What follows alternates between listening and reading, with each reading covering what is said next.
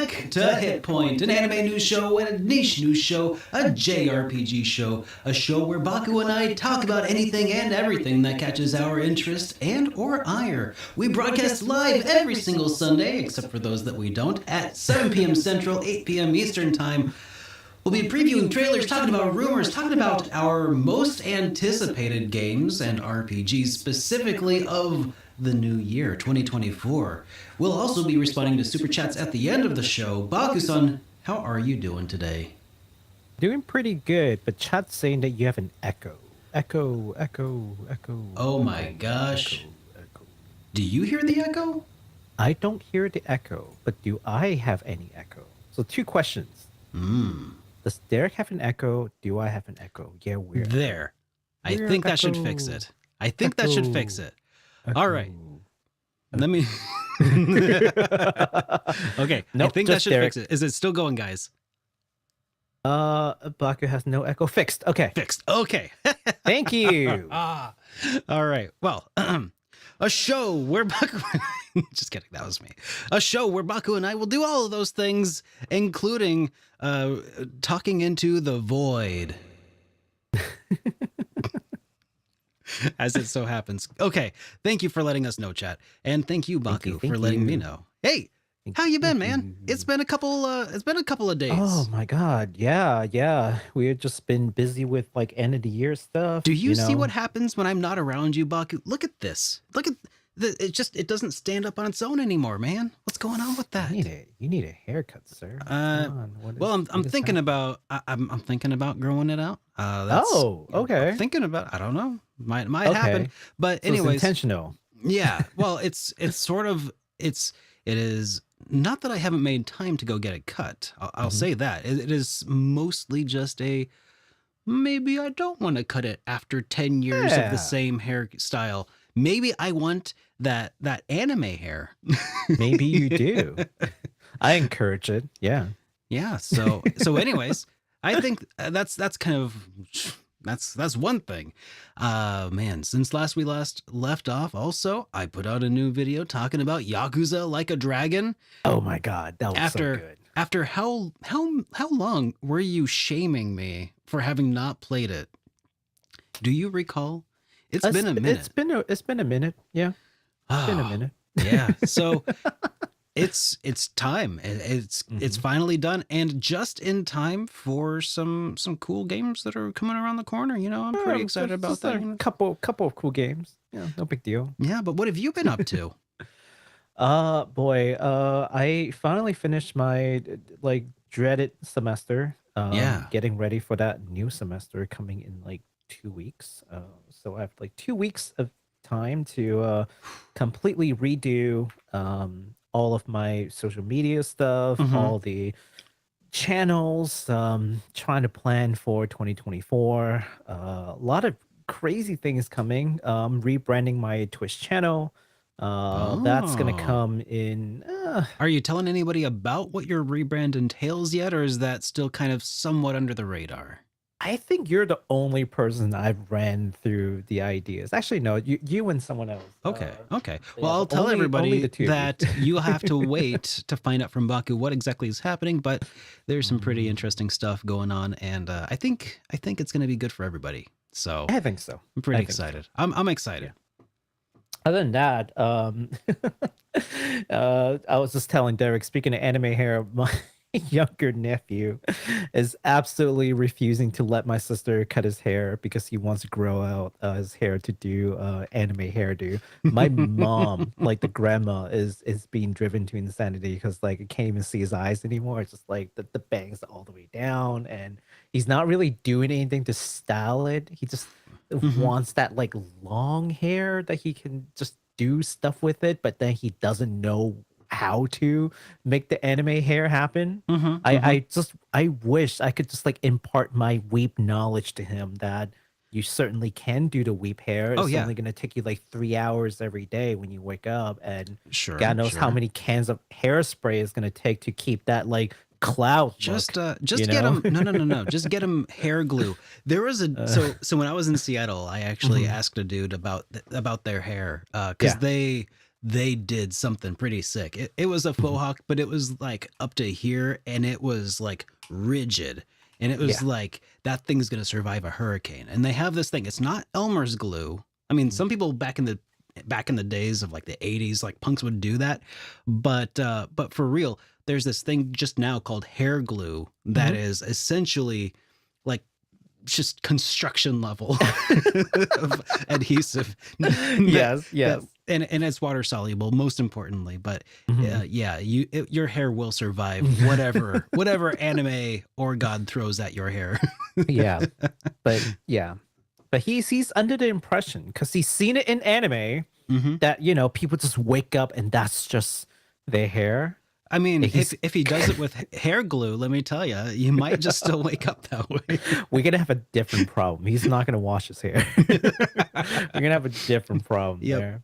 Yeah, but it's fun little happenings around. But I've got lots of things to look forward to this year. So finally finishing school, gonna get my PhD in waifu study, hopefully. Oh yeah. That's exciting. That's really exciting. I can't wait to call you Dr. Baku. Dr. Baku, PhD waifu studies. Exactly. So I exactly. happen to be kind of an expert in waifus. I can't wait to like dive into like a waifu war situation and just appeal to them with my authority. Oh yeah, right. Absolutely. Like, PhD in waifu study here. You're just wrong. I have studied this. Here's my dissertation. I feel like the only difference is claiming to have a PhD in the subject. Otherwise, most waifu wars continue on the same. Just stating opinions as facts. So. Exactly.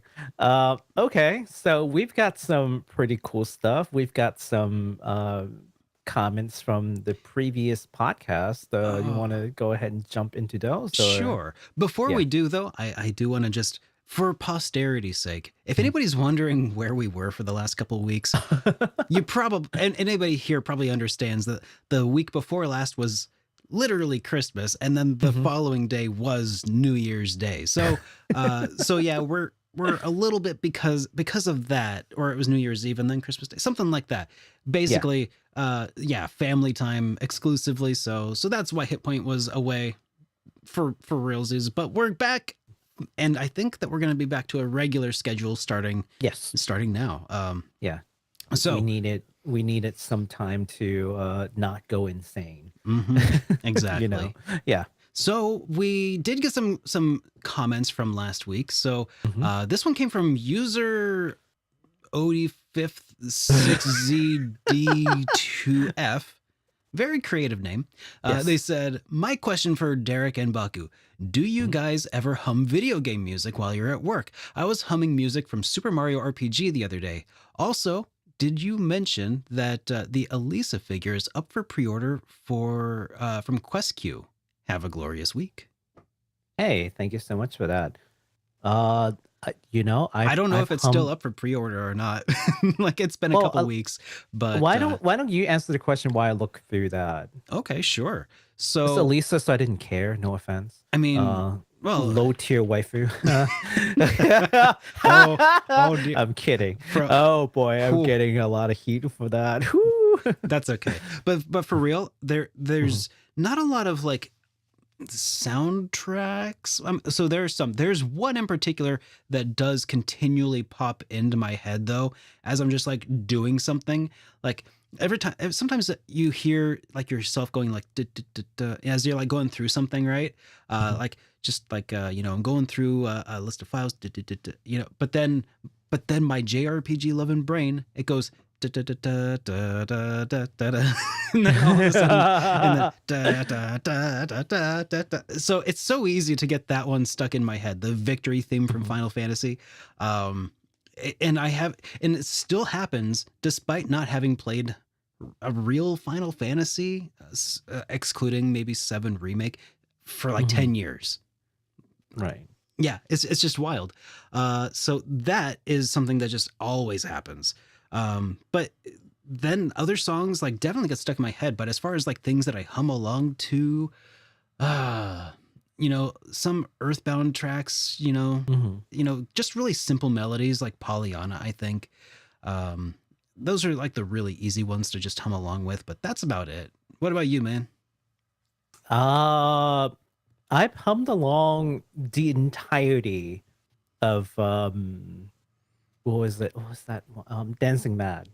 Ooh, It's like a 11-minute song. And I'm just like, do I remember how the song goes? Can I hump the entire thing? The answer is yes. Yes, I can. That's pretty impressive. That's I think wildly so. impressive.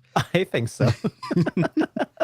But yeah, if I do hum along to something or out of nowhere, not necessarily even at work, just like I could just be driving.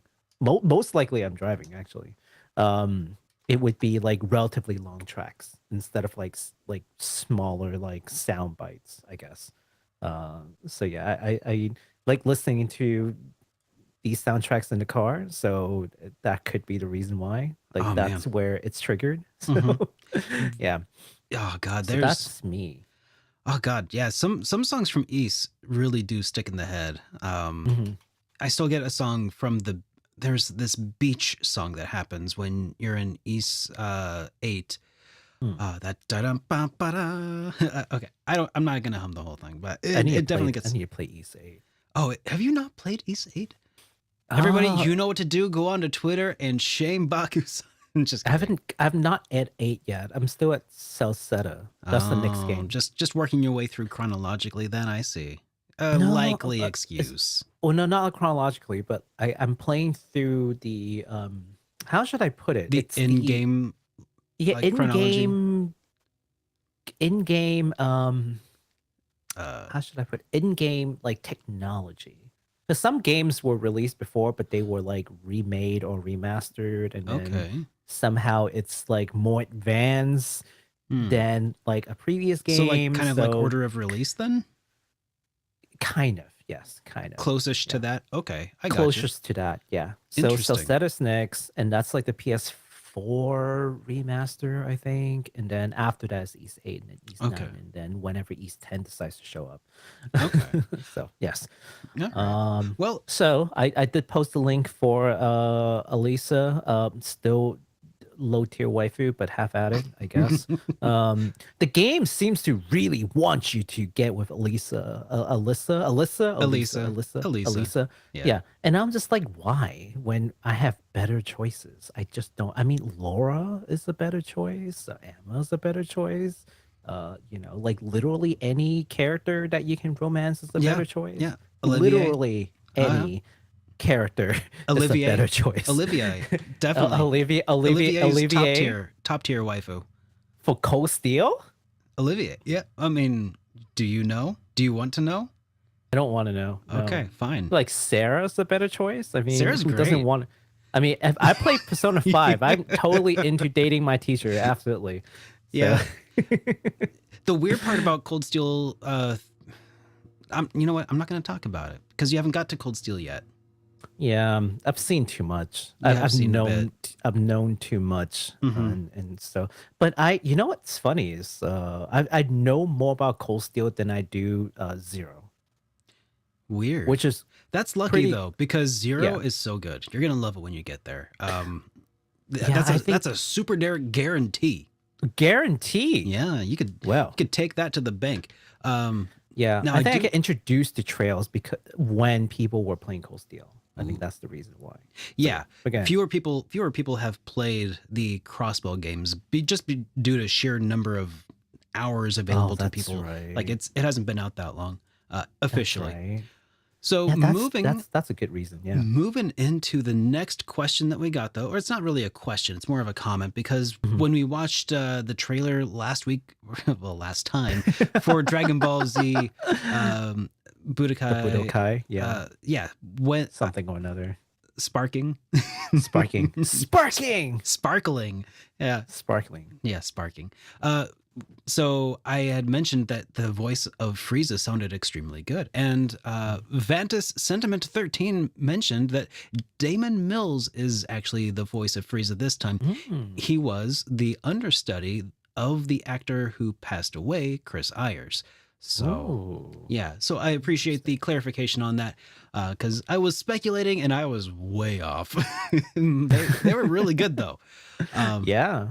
so I had one more thing to mention, and that is that we did not get a voicemail this week, or the week before, What? or the week before. But There's 3 weeks and you didn't Mhm. send us a voicemail? I know. Shame. Well, it's all right. They were spending time with their families too. So, Mhm.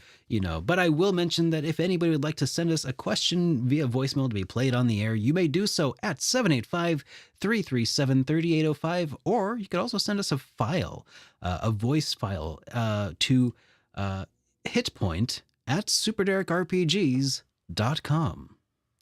You know, what they should have done is send us a voicemail with their family, and then all the little kids can ask their little kids JRPG question. And if they don't know about JRPG, well, you're doing something wrong. You got to start them early Yeah. by watching this show.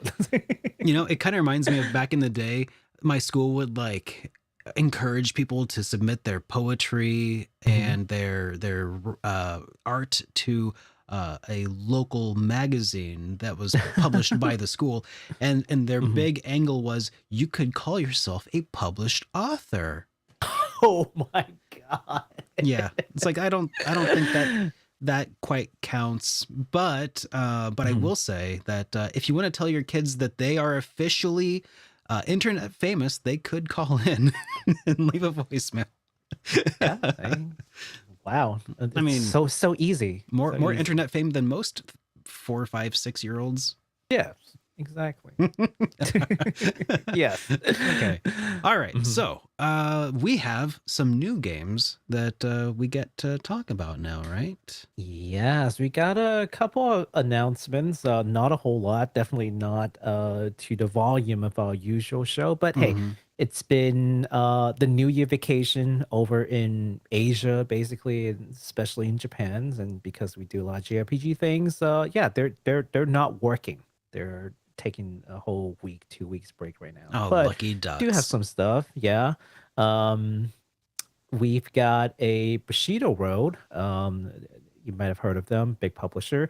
Just gave us a release date and a trailer to a previously announced game called Mushoku Tensei, Jobless Reincarnation, Quest of Memories. A mouthful. This is a dungeon RPG that is based on a TV anime with added original scenarios. Let's take a look. Alrighty, let's take a look at that.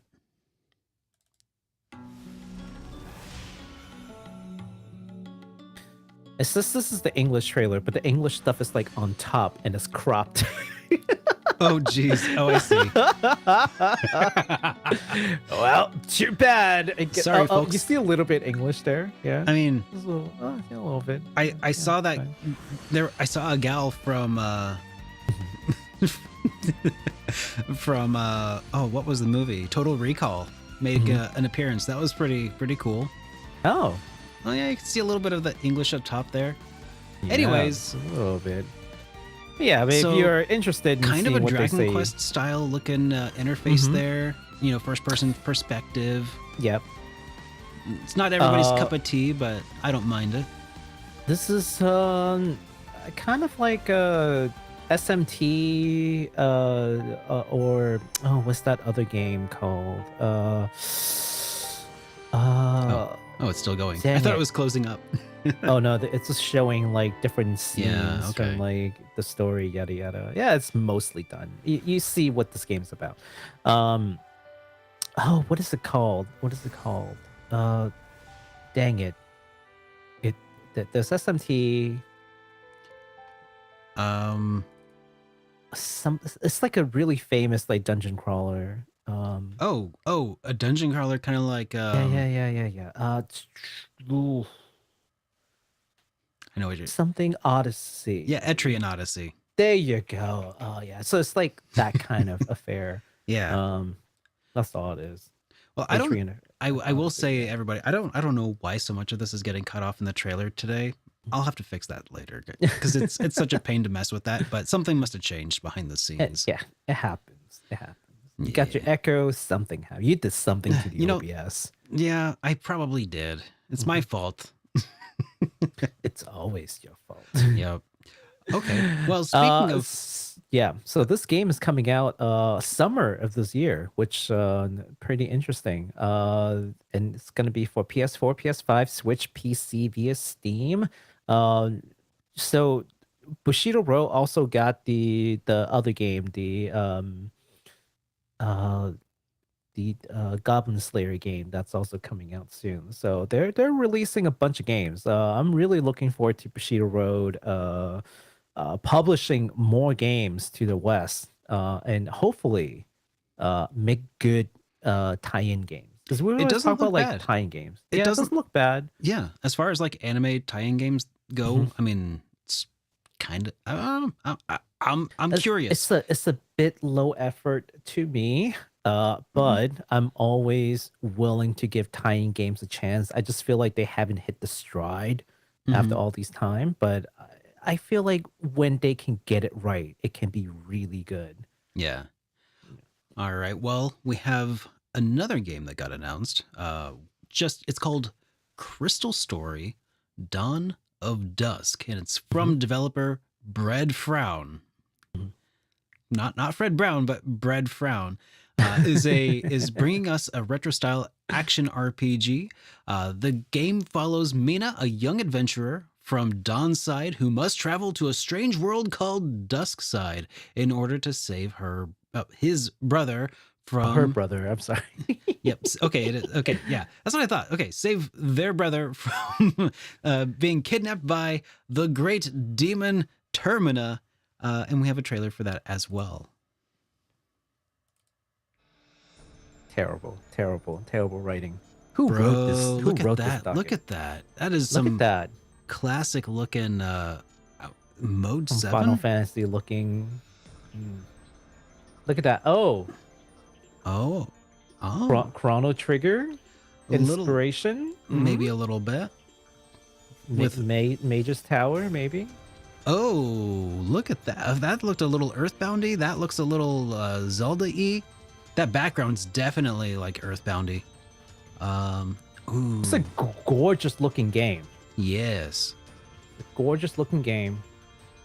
Look at those backgrounds though. Like those seriously look like they came straight out of maybe Mother 3 or something.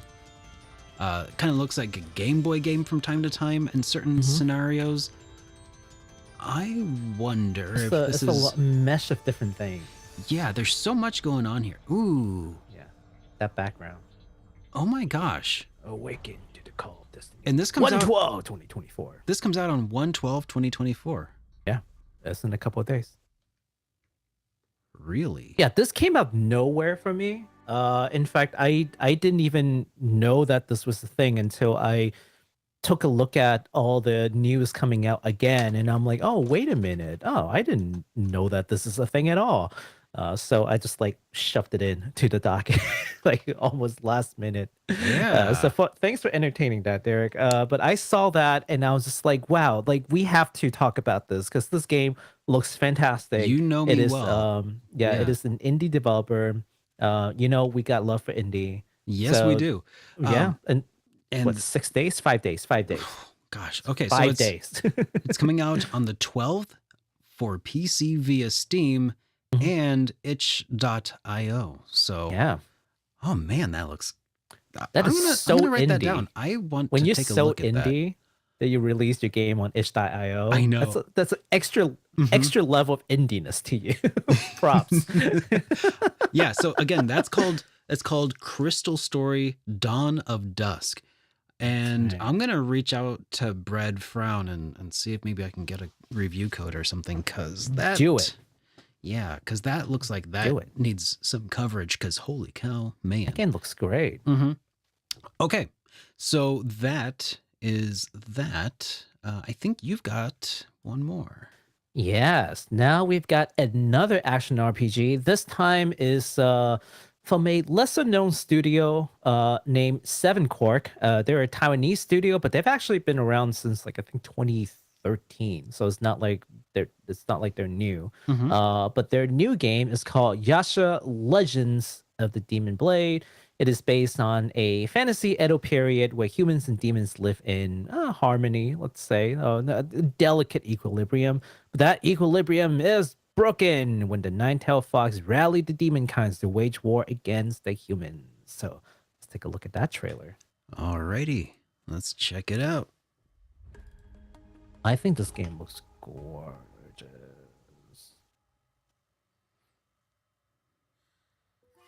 Another beautiful looking game. Oh.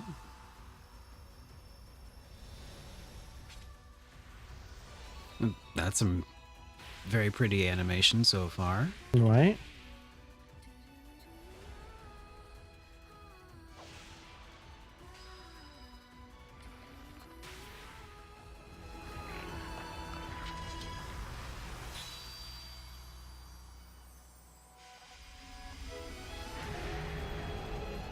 Wow. Okay.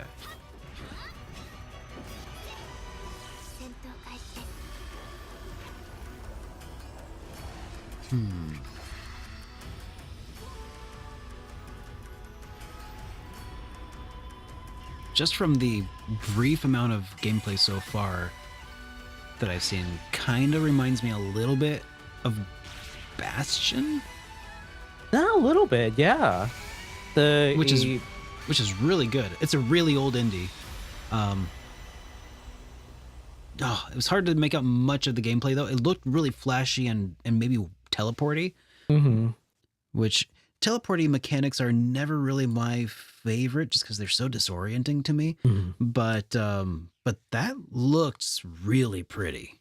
That looks really good. Some beautiful artwork for sure. So that's coming out in October this year on PS4, 5, Xbox One, Xbox Series, Switch, and PC. So basically every modern console. I mean, it's coming out on Switch, so it's got to be, not that power demanding, right? Sure. Switch 2024. I can't take Switch seriously in 2024. You had a great run, man. The Switch is really good. Yes. In the discussion of like handheld portable emulators, it's top tier, Yes, but it's it's a home console. It has a shrinking niche. It has a shrinking niche. I still play my Switch just for reference. Absolutely. I enjoy it very much. But I giggle when I call it a modern console. Yeah. That's really it's getting harder to say by the day. Yeah. Well, so that again was Yasha, Legends of the Demon Blade. Yes. And that's all the games we've got because there aren't much. Yeah. But hey, that's 3 that we found. And so hey. Yeah. And we don't really have a whole lot of games coming out either. So no game coming out next week other than Dawn of Dusk, which we just talked about. So believe it or not, guys, I mean, I know we've only been at this for a half hour, but it's time for us to talk about some industry news. Already. I know, already. But that's okay, because we have a discussion topic after this that's probably going to take a couple of hours, depending on how thorough we feel like being about it. Yeah. So I'll start off with the only real story that we have here in the industry that some people will be very interested in and some people won't. So Square Enix has formally launched a new project that they've announced it for a while. We've known about it for a while. It's their Project Symbiogenesis, the NFT thing. I think that's the official title, the NFT thing. The NFT thing, yeah. Yeah. So just when we thought that it was going to fizzle out, they're like, not so fast, because they just launched it. They done it. I mean, it's now available on PC, Android, and iOS if you're interested in giving it a shot. Just know that it requires a MetaMask NFT wallet to participate. The company's trying to diversify earnings sources, according to Square Enix's president Takashi Kiryu. Not Kiryu, Kiryu. It is Kiryu. It is you got it right. Oh, okay, okay. In 2024 news, in their New Year's letter. Yeah. And Also, speaking of that letter, Kiryu also said that Square Enix intends to be aggressive in applying AI and other cutting edge technologies to both our content development and our publishing functions. Does that mean that they're going to be doing some machine learning based localizations? I hope not. Kiryu continued, in the short term, our goal will be to enhance our development productivity and achieve greater sophistication in our marketing efforts. In the longer term, we hope to leverage those technologies to create new forms of content for consumers, as we believe that technological improvements represent business opportunities. So, I guess... Can't say he's wrong. I mean, yeah, Sure. technological innovations Yeah, are sure. business opportunities. I Yeah. mean, I think there's... So can I just start with this? Yeah, go for it. I think this whole NFT project thing, like the biggest thing for me to note, honestly, is how unceremonious it's been. It's like, yeah, it's released. It's a thing. It's I mean, compared to literally any other thing that Square Enix has pushed off, anyways. Even the least, marketed items got more coverage and, pushes from Square Enix for people to adapt and, try to understand. I honestly don't think that they have a lot of faith in this. And their actions is speaking much louder than whatever, PR thing they can push out. Yeah. So I genuinely don't think that they are trying very hard in that area. Most probably that it is a from my personal analysis, I think this is just the leftovers from the previous president, Yeah. who was pretty much NFT? ousted, Yeah. who was very NFT crazy. Yeah. Company has already spent resources on it. Sunk costs. You got to try to yeah, recoup whatever you can. Follow through. right.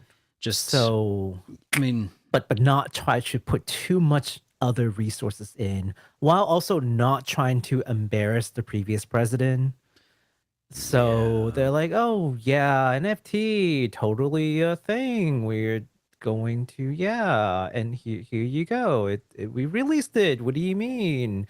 Respect is huge in Japan. Yeah. Okay, so I know it seems a little weird to us out in the West, but understand it from their perspective that there's your previous president that they're trying to not humiliate. Yeah. But their action again speaks louder than words, which is they have ousted that president and they have basically done very little to publicize, this game. No, preview and all kinds of marketing effort prior to launch. It just kind of came out and it's just a thing that exists.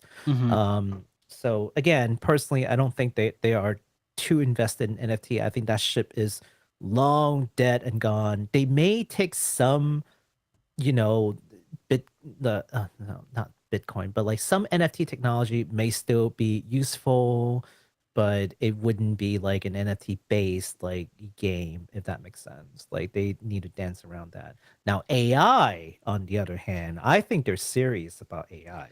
It could be. And honestly, you're talking about the NFT thing. I don't care much at all, and my brain has been gravitating toward this use of AI this entire conversation. Baku's over here, I'm sorry, you're talking about NFTs and I'm just like, AI, oh man. So here's the thing, they're probably serious about it, and this seems like such a double-edged sword to me. Yeah. And I've dabbled with ChatGPT and the 4.0 version of it, which is generally right now, as I see it, maybe not the bleeding edge of that kind of technology, but it's the most readily accessible to most people, and it's generally pretty impressive for certain things. But I find that, like, as far as characters go, I mean, it's great for translation. in at least small bursts, right? Like it could probably do a pretty fine job of translating a PDF document or something. But to try to have it do a large scale project, I think it could be a really good tool for localizers to use as one of many tools in their pocket. I just really hope that they're not so naive as to think that they can just replace like translation, like actual professional translators.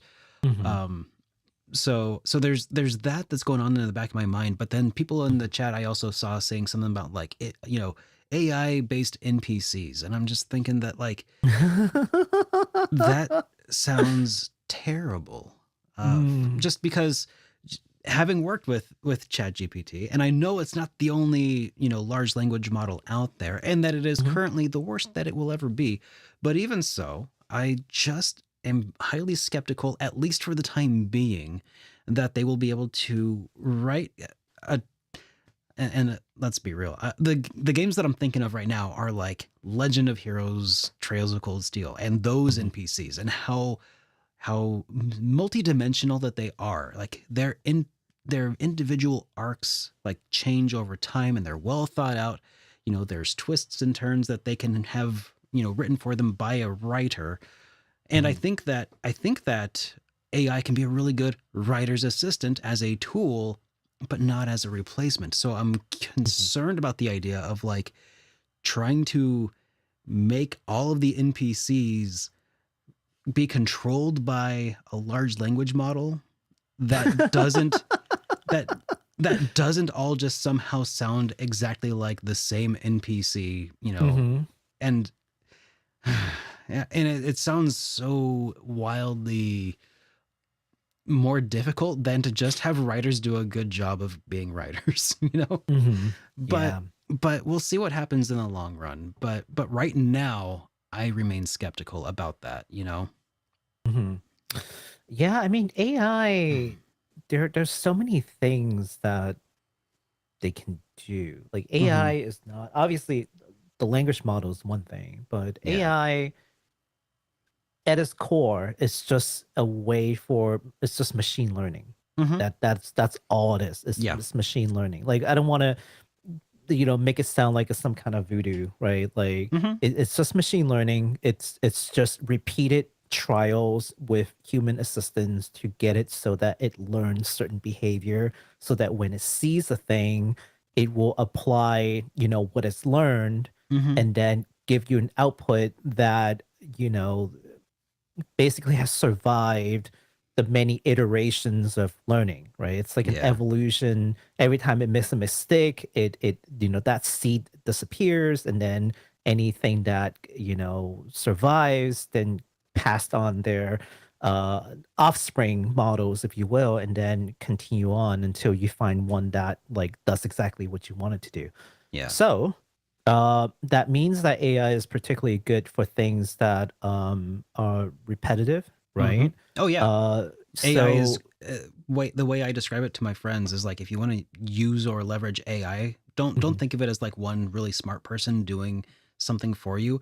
Instead, think of it as like an army of like kind of stupid to like okay people doing things for you. Like at least in present state. Currently, not speaking of the future. So I mean, I use AI to help me do my work all the time. I tell it to write me an email, and then I tweak it, because quite honestly, sometimes there are certain kinds of emails that I don't write often, that I don't even know how to begin, and my day's already busy enough. Like I don't have time to sit there to think about it. Like someone's retiring. That doesn't happen all the time, but I'm like, but I have to write something. So I'm like, okay, can you just give me like a quick draft, and then I'll take that. I'll see a couple of things that I want, and then I'll write my own. But it gets me started, right? It's really useful for helping me navigate really uncomfortable situations in written form. Like I don't even know how to start tackling this. Give me a starting point, and it's just like, here's something that will convey what you've asked, and that's super handy. Just because sometimes starting is the hard part, right? So I'm not too scared of AI. Oh no, I'm not scared of it. I think I'm worried about it sucking. Um, Oh yeah, well, no, it's absolutely going to suck. mhm. Like a company will find a way to make it suck, and it's like the pendulum, Yeah. right? Oh yeah. They'll swing back and forth, and then they'll overswing, and then they'll swing backward and swing backward again, right? Hmm. Until they find like the sweet spot Yeah. where AI should exist, and then even then it will still swing and miss a little bit every Yeah. now and then. But The I think they're gonna slowly get it right. the difficulty that I foresee on the immediate horizon. So I mentioned that it'd be best used right now as a tool for creatives as opposed to a replacement for them.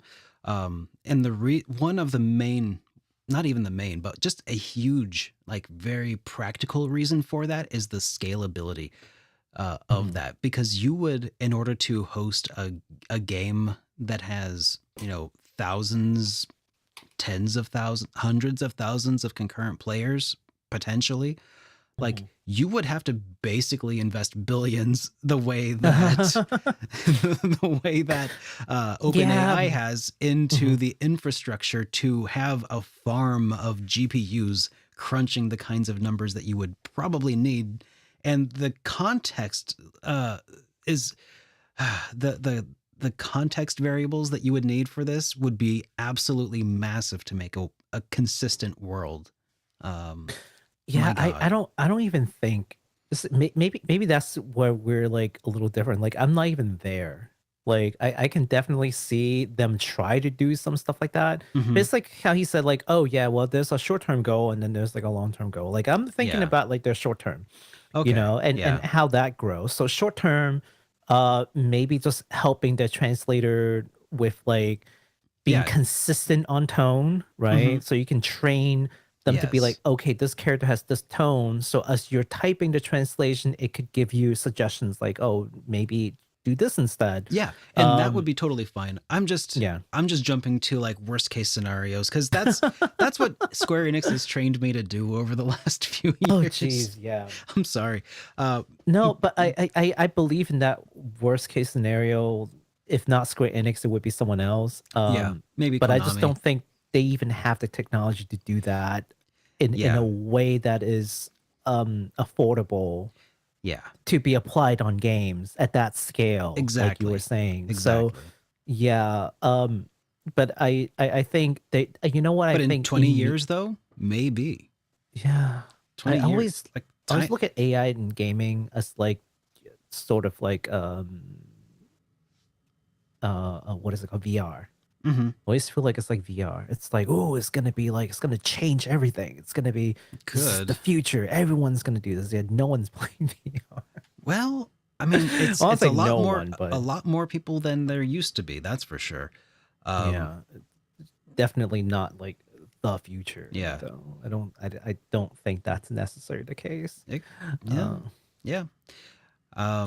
Now I think that just to close this off though, I feel like AI it's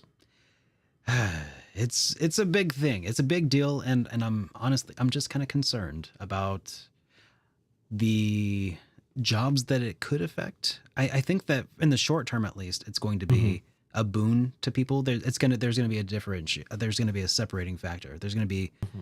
people who use AI to do their jobs better, Hmm. and then there are going to be the people who don't use the AI, and they're going to be outcompeted. If that's the phrase, they're going to be outcompete for the jobs that they're doing. Hmm. So that's going to be one of the dividing things. So you obviously want to be on the side of people that are leveraging it, but then in Hmm. the long term, it's like, you know, with a profit motive, are people going to continue to have jobs? And that's like, I mean, there are some jobs that will always exist because Hmm. I mean, it's way easier to replace a white collar job than it is to replace somebody who like plunges your toilet. Hmm. You're always going to need the vocational jobs for sure, but like there's going to be a lot of jobs that disappear and not enough jobs to replace them, I think, at some point. But you know Hmm. what? That's not got a whole lot to do with RPGs specifically. That's just doomerism, I guess, huh? Yeah, I think so. Well, doomerism, I have a different concern. Like I've never been too concerned about jobs being displaced. because when you have jobs that are gone, you have jobs that come in, right? Like that, and there's always been like that. And I just don't think that it's gonna suddenly not be that case, right? Like, you used to have phone operators who sit and, do the wire things. Well, that's not a thing anymore. But So- then we have other jobs that comes in. Oh man, Like every technology that has ever been, a thing displaces jobs. You used to have people who light candles in the streets, because that's the Sure. only source of light. And then we have light bulbs, and then Yeah. wouldn't you know it, we have other jobs. Well, Yeah. to counterpoint that though, I mean, like there's a 9-year-old video from CGP Grey called "Humans Need Not Apply" that I rewatched it about just like a few days ago for the first time in a long time. I remember seeing it a long time ago, and it was like, oh wow, we're hosed. And now I rewatched it, and I'm thinking, wow, he's mostly right. 10 years later. And the thing is, so the way that he contextualized the machine learning at the time, back, long before it was, what it is today, he was saying, imagine two horses, at the turn of the century, talking about this newfangled thing called the car that's coming around. And this says, I'm kind of worried about being replaced. The other horse turns to him and says, hey, remember how we used to have these really difficult jobs of pulling and doing all these farm chores and things? Now we've got this pretty cushy gig of just moving people around. Sure, this horseless car thing might take off, but then there'll just be better jobs for us horses. Fast forward 100 years, how many horses do you see? So like, it's kind of interesting how we take the approach of thinking like, more technology means better jobs for humans. Like we take that for granted, but like replace the word humans with horses, suddenly it makes less sense. But obviously we live in a human driven world. But I mean, what happens when there's no work left to be done? Then we get to do other things that create other kind of value. We'll see. That's all it is. Like it's just a transfer of value. Yeah. 20 years ago, you can't. Well, maybe 20 years ago, it'd be hard to say like, I am a professional streamer and I make millions. Or even 30 years ago, 40 years ago, oh, I make a living off of YouTube. It's like, what? Yeah. Like, but these things, they come up, but that's a new value that we couldn't conceive 40 years ago. Who knew that I can be an entertainer on a web video platform where I am creating videos that's the value to people who will then give me money to keep making this thing. Yeah. You don't know, right? Well, so what happens in 40 years? That you're right. I hope that you're right. Yeah. You know what I am concerned about? What's that? With AI. It's that I'm concerned that AI is going to be like the internet. So I don't. Some people might not remember the world pre-internet, but I remember internet was sold to all of us as a thing that's going to help us do work faster, more efficient. Oh yeah, right? The information superhighway. Easy, make everything easier. Okay, which they're not wrong. They're right. Internet thus absolutely make things easier. I don't have to fill things out on paper. I can have it written out digitally, stored in a cloud, and everything is easier, right? It's fine. Everything is more efficient. But that also means that I have to find other ways to fill up my 8 hours. So it's not so much like I can just relax and just, the way that they've sold it to you is you've got 8 hours. You used to have to do all 8 hours of work. Now you just have to work 4 hours and get the same amount of things done. True. But now I have to do that in 4 hours and then do that same amount of work in the next 4 hours. Otherwise, I get in trouble. Right? Exactly. I think AI in the short term is going to do that. All that assistance, all that thing that makes your work easier, more efficient is the same promise. It's eerily identical to the internet promise. Yeah, to make everything better. Yeah, the factory that before automation made 1,000 shoes a day. With when they introduced automation, they could make 500 2,000 shoes in the same amount of time. So what did they do? They made 4,000 shoes in the original amount of time instead. That's right. It's not that the savings in time and things were passed on to the workers or the people. It's just nope. We just made more. We just competed harder. We made more value. Great. Yeah, that people don't get to enjoy. Like and hired fewer people to do the same work. Yeah, we're way more productive as a people than ever before, but our earnings does not reflect that, and there's a reason for it. Yeah. Right. So anyway, hey, we should move the subject along a little bit to something. Oh yeah. Let's talk about other things. Yeah. Other things. Like we have this discussion topic of things that we should talk about, including our most hang on. Our most anticipated games of 2024. Thank you. I worked really hard on that intro.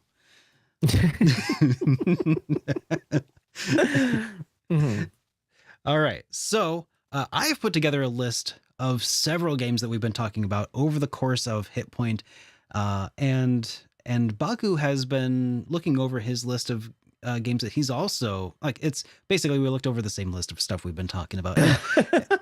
But we've both independently picked out things that we're excited for. I've got my list divided into a few different categories. So starting with like the non-indies, Baku, what's I have mine listed chronologically because that's the order the list was in also. So okay. So how many do you want to do? Like just like 10? Oh man. Oh gosh. We should probably set a number somehow, because otherwise this is gonna be a while. Okay, well let's just start going. 5? I don't know. We'll just start going. Okay. Okay. All right. So my first most anticipated game of 2024 is Yugago Totoku, Yakuza, Like a Dragon, Infinite Wealth, which comes out. Is that the first one, or is that like the number one most anticipated? That's just the first one that's coming out. That's just the first one. Okay, no, agree. That is indeed the first one on my list as well. On the 26th. So, yep, it's just around the corner. Very excited. Maybe I shouldn't play it right away because I also haven't played the Kiryu's side story game that came out. The Man Who Erased His Name. I don't know if you need to. Okay, it might just be useful, but you don't maybe not need it. Well, I guess that would be a good question for me to answer if I do give the game a look at some point. Well, maybe I can play it and then I can let you know. Yeah. Because I've already played all the other games, so I'm kind of caught up. So here's my concern for you, right? Is that if you played a Gaiden, it might not make sense unless you played Yakuza 0 and through 6, which you haven't. Yeah. So it may not even make sense. Like you would just be thrown in, or maybe they did a really good job in considering that a lot of people started with 7. Yeah. Let me take a look. Yeah, because I already have the game. I can just play it and I can just tell you. I've been told it's a relatively short game. Relatively. Well, people are saying that Gaiden connects number 6 to number 8. So right. So I mean, if I don't have the context of 6, maybe I don't need it. But that's the thing. They might have done it in a way that has it in mind that a lot of people started with 7. Yeah, that's the way I would probably do it. Right. I would have done that too, but who knows, right? So now, or maybe you don't even need it. You can just go straight to 8 and it would be perfectly fine. And it will actually be less confusing. Because more information doesn't mean less confusing. More information sometimes means more confusing. Yeah. I'll take a look. But Infinite Wealth, absolutely hands down, one of the most anticipated game 2024, period. Yeah. So my God, okay. I can't wait to go back to that world. So maybe chronologically, let's keep going like this, and Sure. you can tell me your next chronologically placed game. Granblue Fantasy ReLink. Yep, that's what I got to. That absolutely just it's been around. We've been waiting for this for like 7 years. Holy cow, dude! It's ridiculous. I know. I still remember putting out my video in games I'm hyped for in 2018. Not because I was expecting it to come out in 2018, but that's when I started being hyped for it. That has been 6.5 years now, I think, since I did that. So February 1st for anyone who is keeping count. So January 26th is Infinite Wealth. Yeah. Set your calendar. 1st is ReLink. That's less than a week. You get ReLink. Yep. Wow. But you have to finish it really quickly because the next one on my list comes out. Go ahead. I think I know which one you're gonna go. But go ahead. Persona 3 Reload comes out on February 2nd. So you have 1 day to play Granblue Fantasy ReLink before Atlas releases this juggernaut that I'm very much excited for. It, it's not what I've been dreaming of as the definitive Persona because there's not the female main character. I was almost said femc, but because internally FEMC. Yeah. But it doesn't have the gal protagonist, unfortunately. So all of that side content isn't going to be available, and also it's probably not going to have the answer included, which is probably for the best. But otherwise, yeah, I'm really excited to see that in action. And and if you want to watch any of the trailers, I have them all loaded up also. So just to make sure. But man, if you want to watch any of them, we can pull them up. I mean, you already spent all the time to do it. Well, maybe what I'll do, I'll go ahead and I'll switch to Persona 3 Reload's trailer, and then we can just keep talking about it. Okay. Ooh, boy. Yeah, there. So, yeah, Persona 3 Reload, man. This game has been on my wish list for so freaking long. Like just not just like a wish list, like the I want this to happen sort of list. Oh, seeing it in action Looks too. Absolutely gorgeous. Man, doesn't it though? No one can pay me enough to play this game again though. Oh my God. I know. So I might give it a shot and find out if Tartarus is still the absolute chore that it was before. They have to have streamlined it. They cannot have made it the same thing, could they? Well, someone has told me that it was done to impart the feeling of dread, which is, throughout the entire game is the theme. Dread. Sure. Right? Everything is dreadful. And I'm like, well, they did a fantastic job at making me feel the dread. Yep. I don't know if I want to pay to feel dread again, even if it's pretty dread. Mission accomplished. So I'd say no, go ahead. I was gonna say, so you want to talk about the next game that is on your list? Yeah, so you got like February 2nd. That's February 2nd. Sorry. Yeah. February 2nd is P3. So you've got 27 days, which is okay, pretty good. You've got a month because on the 29th is Final Fantasy VII Rebirth. What? Another juggernaut of a game. Final Fantasy VII Rebirth? You mean this game that I'm playing the trailer for right now? The game that you're replaying right now. Oh my God. Oh, the marching. I cannot wait to do the marching. Oh my gosh, I know. Another, oh geez. I don't know how I can do this. I know. It's just these 4 games would take me a year. Oh yeah, to easily. Get through. Why are okay, so here's the thing. If you want if a developer wants to win like a game of the year thing, I think according to MatPat from Game Theory, this is about the time of year you'll want to start them playing it so that they can have time to finish the game by the time the Game Awards happens. And then is that it? That is it. That is actually like his theory about how you win Game of the Year. So is that the reason why they're pushing all these out now? That makes perfect sense now. Oh my God, MatPat, you've done it again. Yep, that's why they're pushing the reason why. all of these out. But oh jeez. So So I think those are the ones that we actually have hard dates for so far. But at least as far as these non-indies.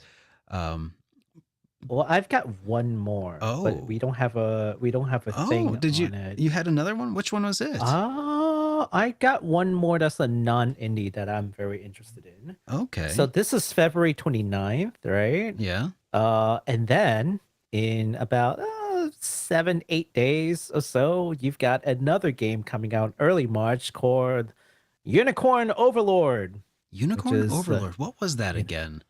Vanillaware. Atlas. Oh, yeah, the Vanillaware game. Okay, Yeah. Ooh. That's now obviously it's not like a heavy hitter like a Final Fantasy 7 game or Persona 3. But it's pretty substantial coming from Vanillaware and Atlas. That's certainly not a indies affair, if you will. I think this is a super gorgeous modern take on Ogre Battle. Yeah. So I've pulled up the trailer for it again because my Anyone who might my not brain remember. has forgotten it. So here's Well, I here's pre-ordered the limited edition Let me- like day one. It looks gorgeous. yeah, that is. Oh, See, yeah, that's some right. battle. That's some ogre battle action right there. That's a good pick.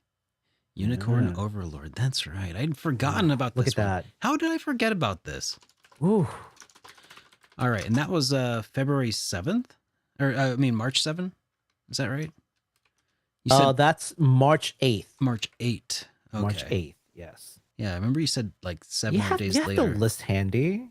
Yeah, well, I mean, I don't have it open right now. I was because yeah. I made my list curated and got rid of everything else. Yeah. So there's that. Yeah, I'd say as far as like non-indies is concerned, in the first couple of months, like that's what we're looking for. Of course, there are more games that are either later in 2024 that don't have definitive dates, Mhm. or or just like TBA, but Yeah. we know it's coming. So Yeah. So I guess I'll go next with the one that I have. We don't have a date for it, but we do have a season listed at least for what you think you know what it is?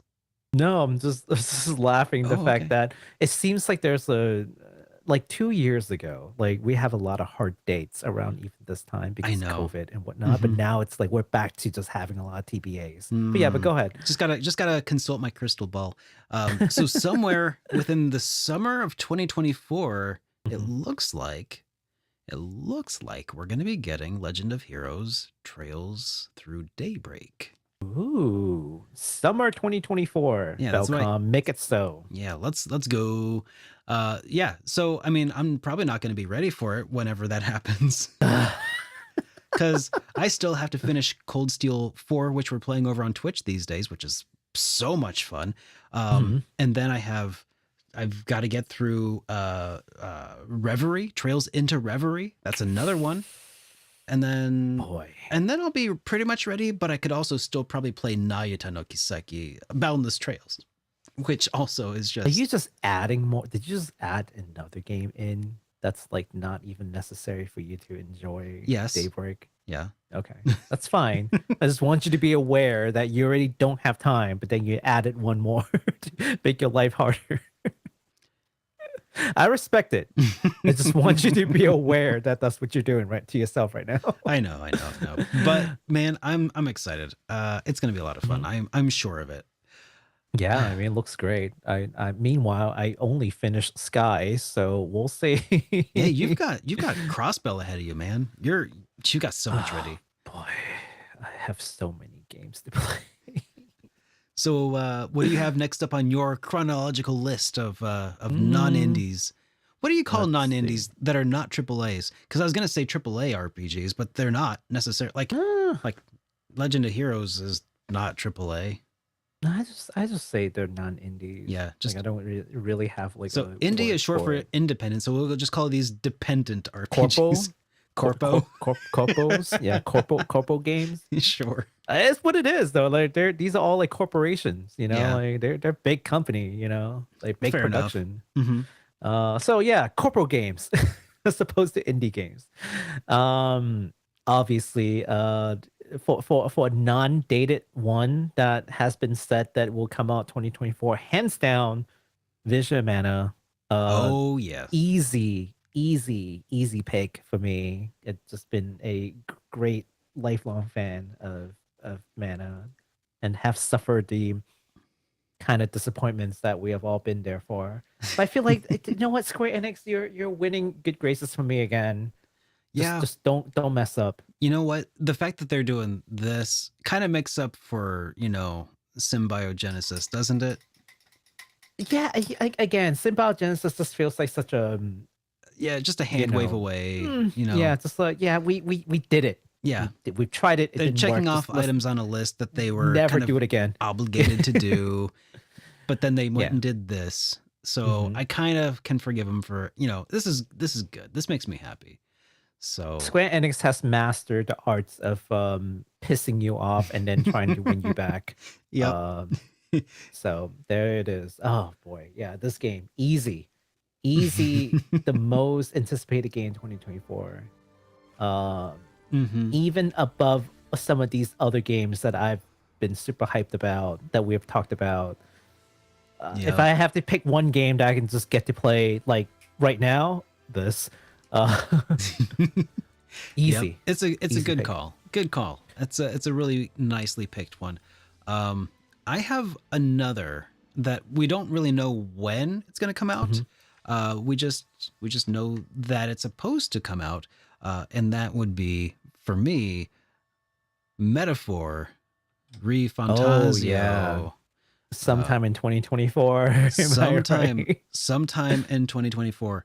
The trailer for this thing was absolutely like just jaw Yeah, dropping. we had to watch it again. Remember? All right, yeah, let's Was this the trailer when we watched it twice? I I don't think it is. no, maybe this isn't it. Yeah, no, there was I don't think yeah, this is it. that's the wrong trailer. Unless maybe oh wait, this is a Is it? this is a different one. This is Yeah, they've had like 3 or 4 trailers. yeah. The one that this is the initial like this is the second trailer, I think. Yeah. The third trailer is the one that I showed you with like actual gameplay and like, you know, action fights and also turn-based. Remember that? Yeah. But this I don't think I've seen this trailer actually. It's still No, it's super not this cool. one. It's super This one cool. is the older one. Yeah. I like it a lot though. That's cool. No, it looks fantastic, regardless of which one you're looking at. Yeah. Oh man. So yeah, Metaphor ReFantazio, sometime 2024, man. Sometime 2020. If they are to be believed. If they're to be believed, I don't know if I buy it, but I mean that's what they say. So I'll say that I'm excited. This is one that I'm anticipating more information on. If only I'm anticipating maybe a different release date.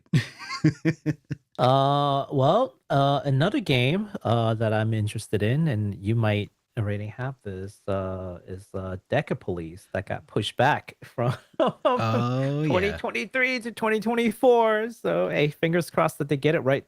Yep, I definitely It looks did. really good. Level 5, come back. I We know. love you. Yeah. I'm waiting for you to come back. There was some discussion during the last episode of HitPoint about like what do we feel about level 5 at this point, and I feel like I really want them to come back into the swing of things. Decapolice is such a promising looking game. It looks like it could potentially be a spiritual successor to the Dark Clouds and such that I loved. I don't know if there's going to be a weapon upgrade path. That's one of the systems that I always used to really love with my level 5 games. But he's got melee and ranged attacks, so that could very easily be more Dark Cloudish. Plus, I love how stylish that looks. oh man, Great. doesn't it though? Yeah. And it looks like old school anime too, like I don't know, like Lupin a little bit. Yeah. A little bit of that like kind of era of art style. Man, It's such a Certainly has some inspiration. Mm-hmm. The pop collar certainly helps. Yeah. Did you notice that I popped my collar for the Yakuza review? It has gone not unnoticed. It's to say. Oh, Yeah. man. Decapolice though is such a great looking game that I'm definitely looking forward to. So What else is on your list, sir? I got 3 more on my list. Oh, okay. How about you? For corporal games? Yep, or? for corpo games. Oh, really? Yeah, Okay. What's yeah. the next one? All right, so here I'll start playing this next one here, the trailer for it. Do do do do do do do do do do do do. Ba, ba, ba, ba, ba, ba, ba. Okay, here we go. Wrong game, sir. Wrong I game. know. So here, here's the trailer for the next game that says 2024. I don't know if I believe it because I feel like we are still kind of strapped for information about it, but it's kind of this open world action RPG with art from Akira Toriyama. And I'm pretty excited about this. I don't know who's doing this, but I'm with Toriyama's name attached. You know, it's definitely Corpo. Yeah. It's Bandai. Yeah. Sure. Oh, it's Bandai. Yeah. Yeah. Totally. Pretty sure it's Bandai Namco. Yeah. Oh, I chose the French trailer apparently. Whatever. Dude, does that not Does anyone speak French in the chat? Tell us what they say. I'm pretty sure. I mean, it's all. I didn't take French, so I have It's no all idea. Greek to me. But It's all Greek. Moon looks runes. cool So as that's heck, how you though. feel when you see Japanese. Yep. Like, no idea. Oh man, though. Seriously, that's exciting. I love the look of that. Like, it's kind of rough, you know. Kind of. I mean, the textures make it look kind of rough, a little gritty, little. Just It's the nutty. right kind of jank. It just looks nutty, you know. Like it's got energy. It's got a certain. It's got kind of energy, all right. Oh, yeah. Oh boy. Well, Sandland. Sometime Sometime. in 2024. Bamco. Yeah. I knew it. If it's Toriyama, you can bet it's going to be Bamco. Have you got Another any one. others that you're interested in for this year? Oh, if it's to be believed, Dragon's Dogma 2 2024, if it's to be believed that they will come out with it. I didn't write that one down. I didn't Dragon's write that one. Dogma? Yeah, I didn't set up the trailer for that one, but That's okay. it does look. Yeah. I mean, have we seen much of it yet, or was it Dragon's kind of like a Dogma? teaser No. trailer? Kind of a teaser trailer. Yeah, Yeah. we haven't really. Well, I think they gave more news recently. Okay, But not very substantial still. that's fine. Yeah. Yeah. I mean, I never played the original Dragon's Dogma, so that's one of the reasons that I didn't write it down. But I know that a lot of people are very excited for it. Oh yeah. Dragon's Game Dogma, looks for anybody amazing. who doesn't know, is kind of the Japanese-made Western-style RPG that They're like, hold my socket. They're Yeah. gonna make us a Western style RPG. It's gonna be great. Just Yeah. watch, and they did it. I They're like, yep. I played the original on PlayStation 3 when it was on like PlayStation Plus several years ago. I did not get very far in the original because I just didn't know what I was doing. Oh jeez. So That's okay. Do we want to try it again in the second game? yeah, maybe so. So next game that I had on my list, I don't know if you're interested in this or not. I am officially anticipating Suikoden I and II HD Remaster, Gate Rune, and Dunan Unification Wars. Okay. I count this as Corpo, even though Oh, it totally is. yeah, It's Konami. even though it feels like it might be kind of lowish budget. That it is, but nonetheless, Konami is quite the corpo. Indeed, indeed. So In fact, maybe that's the problem, is that they're so corpo. so as far as like a time, a date, Still Alive did ask us, and I know that yeah, so they asked us via super chat earlier, and we were going to address this at the end of the show, but because it happens to coincide with this selection, they asked if we got any other ideas of when it's supposed to come out. No, they originally had announced it for 2023, but then shortly after Eiyuden Chronicles was 100 Heroes was delayed, so too mysteriously was Suikoden 1 and 2 HD Remaster. So it got a release date of 2024, and we'll just have to figure it out as we go. If I was a betting man, I would expect to see an update on the release date to coincide with the release of Eiyuden Chronicle 100 Heroes, the way that it originally was kind of aligned with its release before that was delayed. So this feels so petty. It kind of does, but also I don't know if it is or if they're just trying to, ride some coattails. I don't think it's necessarily petty, like they're trying to harm. Because honestly, I think if it's between Eiyuden Chronicle and Suikoden, I'm going with Eiyuden. And I feel like a lot of people who are in the know would also feel that way. So it's not really, I don't think, a matter of. I feel like more people will remember the date of Eiyuden Chronicles release than Suikoden 1 and 2. So maybe they're trying to tie them together so that people are like, oh yeah, this is the game that inspired it. Yeah. You can play it. That's right. Eiyuden Chronicle comes out. That reminds me, there's this other game that also came out on the same day. Oh, jeez. Well, I don't know if that's going to happen, but that's my prediction, is that it's going to be pretty closely tied to that date. So that's true. So that's my prediction. What do you think? Otherwise, we haven't really got much info on it, so it's all just hearsay at this point.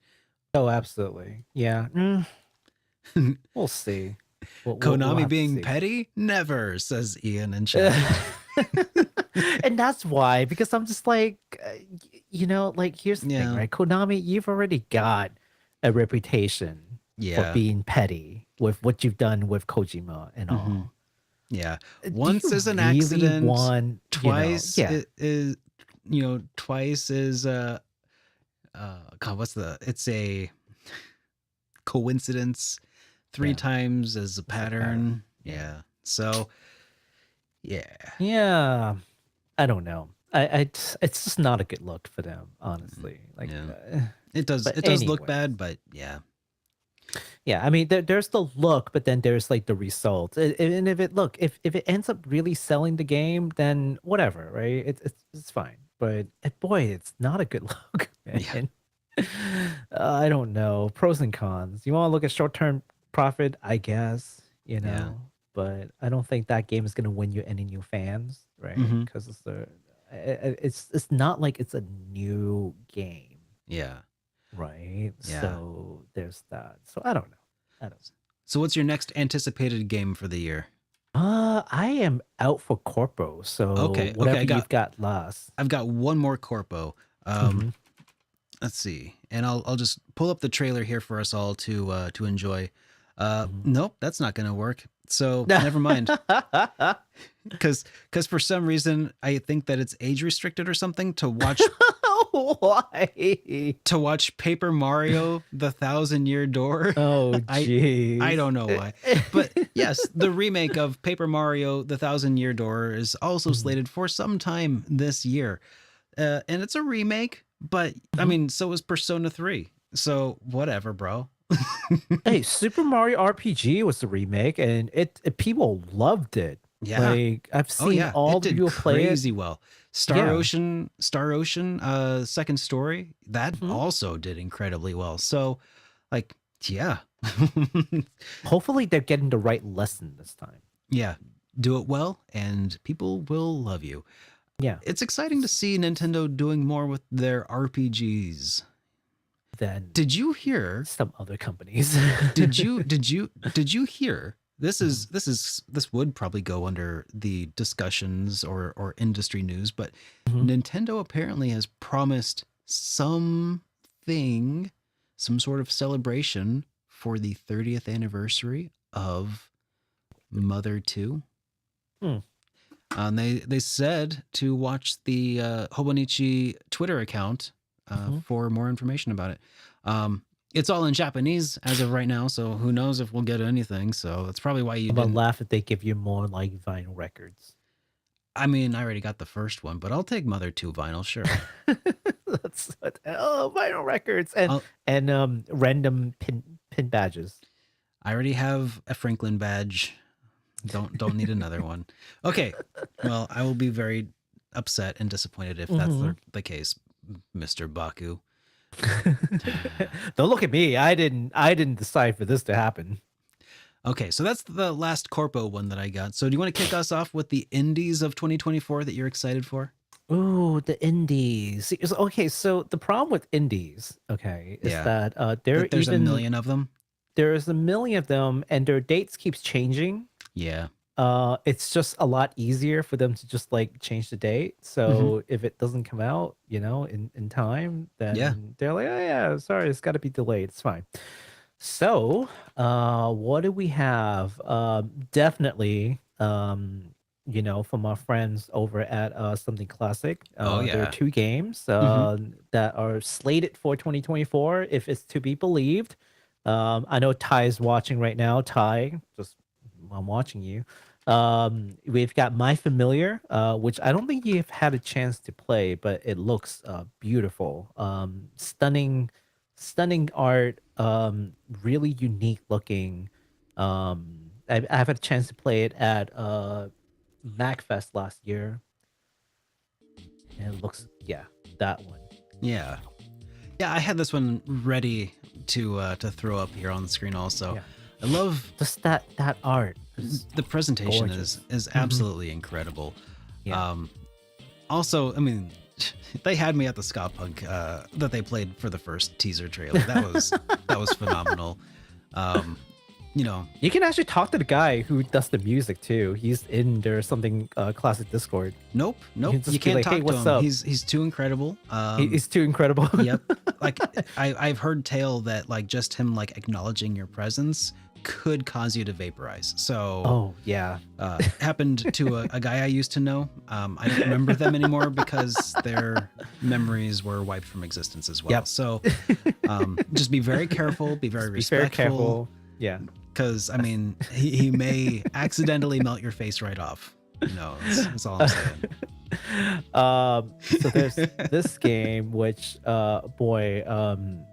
I get regular updates on their arts. The guy who like does their development like sometime will post like the new stuff that they're working on. So if you guys want to see some new stuff, it's in the Discord, or just go to their Discord and just look at it out right there. Awesome stuff. Man. But I did say that there are two games from them. You did mention that. You did mention that. So what's the? So there's My Familiar, and then there's also Quartet, which the other game I'm really excited for. This other one that I had queued up. Okay. Yeah, this one doesn't have like the same kind of flair from My Familiar. Well, it's got a different flair. That's for sure. It's got a different flair. It's the writing is hilarious. From I couldn't put the controller down because like. The way that they tell the story, it's so good to me because the battle and the storytelling is like tied in. Yeah. So there are a lot of times when it's like the battle is like trying to tell you the story as it goes, and I feel like you've had a chance to play Shadows of Adam, right? You've played that? I have not had a chance. I gave the game away, but I have not had a chance to play it. No. What well, get yourself a copy. You gave your copy away. Why would anybody do that? Okay, that copy was given. By the way, our friends over at Something Classic. Something Classic. At giving us the game so that we can donate it. Oh, that's right. for relief. I forgot which one it was, but some kind of relief fund. Oh, Hawaii. It was That's for right. Hawaii relief. Yeah. That's so right, yes. I'm not keeping the game. It was for fundraising. Okay, And, I forgive you this time, but you need to make sure you snag a copy because it is really, really fun, and and I believe that this is a spiritual successor to. I think they're gonna send me a code like right now. They're gonna watch this. They're gonna be, I can't believe you haven't played our game. Here, I can't believe you haven't played it. Hurry up and play it. Hurry Just up. do Baku, it now. What are you doing? Just stop hosting HitPoint with me and just start playing. Okay. All right. So those are two incredible looking little indie titles that were also on my list. There's another one though that also I would like to bring to the discussion topic for 2024. Here, let me pull up the trailer for it here real quick. Oh wow! Yeah, it's where, a game. Where have I seen this? This is a game that I just learned about fairly recently from this underground podcast that talks about some RPG news. Yeah, so this one's called Crystal Story, and believe it or not, it actually comes out in just a few days. 5 days. Yeah, guys. 5 days. 5 days. It comes out on the 12th, kicking us off the new year on the right foot. Or so it would seem. Where have I seen? I don't know. It seems awfully familiar though, doesn't it? Yeah, it's just I can't quite put my finger on it. so yeah, this is kind of a late entry into the list, but it definitely I think deserved a spot at least. So I'm excited to. It looks really good. I was like, I think Derek's gonna. I'm gonna add this in right now. He's not gonna regret this. I mean, you didn't think I was gonna let me play that twice, did you? I had plans. So you have plans. Yeah. So yeah, Crystal Story. That looks pretty sick. And and you can look forward to playing it in here in just a little bit. So yeah, I'm gonna. No need to wait for months or TBA. It's in 5 days. You can count it with your hand. One hand. I need to talk to Bread Frown. Was that right? I guarantee his real name is Fred Brown. It's kind of. I guarantee you could be. Real name is you don't know. Maybe. It's like, actually, no, my name is Bread and my last name is Frown. So if you can just stop. Geez. Yeah, now that I've angered the developer, I'm not getting that copy. But no matter. The joke was worth it. Anyways, we've got another one that I think it needs no introduction. We just talked about it. Aiden Chronicles. Definitely indie. Definitely much hyped. Just seriously, like this game may be my most speechless. anticipated RPG of the year. Like it's such a if Vision of Mana isn't slated to come on 2024, this would have been it for me. Yeah. Like most anticipated, hands down. I mean, definitely punching above its weight class. We'll say that much. By far. By far. Man. Look at that. I can't wait for this to also be a success and then just be like, hey, Square Enix, have you been watching? Have you noticed? Right? I know. Take notice. We want games that are entertaining with heart and not like just amazing graphics. Like just doesn't it doesn't make up for everything. I mean, these graphics are kind of amazing though. I mean, like they're maybe not technically impressive, but they are still gorgeous. Yeah, correction. It's not that these are not good looking, but it seems like they're just dumping all their like production into just like hyper realism. Yeah. We don't necessarily need that. Take that resource, put it elsewhere.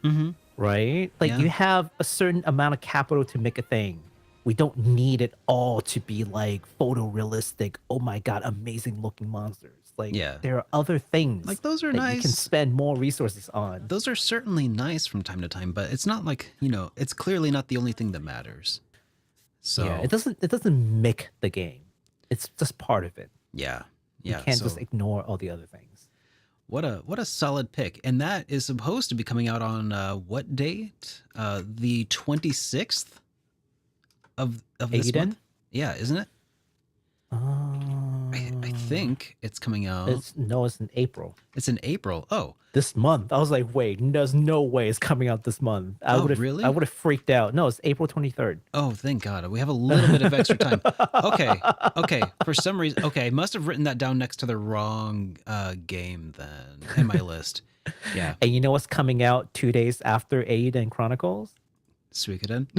No, not Suikoden. But I wouldn't be surprised. No, this is not part of the list. But the new Saga game is coming out April 25th. Oh, is that one of your anticipated games? No, Yeah, I mean, I just want to mention it to people. Okay. I'm not that stoked about the new Saga game. They haven't proven to me that they know what the Saga formula works. yeah. But It's not on my maybe it list could either, be. but Yeah. yeah. There is another game though that I am actually very excited for. Mhm. It's from another one of my indie friends from from positive games, positive concept games. Oh, Shane's Legacy. Look at that. Yes, Shrine's Legacy, man. Shrine's Legacy? Shrine's Legacy. Yeah, Shrine's Legacy. So they have. I made a video talking about one of their demos a while ago now, and it has just had such a glow up, which you can see Come here. down to MacFest. You can play their demo. What are you doing? I know. I mean, they've Come visit. I also have a code for the demo too, but I want to. I kind of want to not spoil myself. I want to just kind of just look from the distance from now and play the thing when it's fully fleshed out. But this is done in the style of like a quintet style, maybe Soul Blazer, a little bit of Terranigma to the mechanics. Just such a a love letter. Oh, you can pet the goat, and that makes me happy, right? And it's co-op, 2-player co-op action RPG, so you can get your mana fix while you're at it.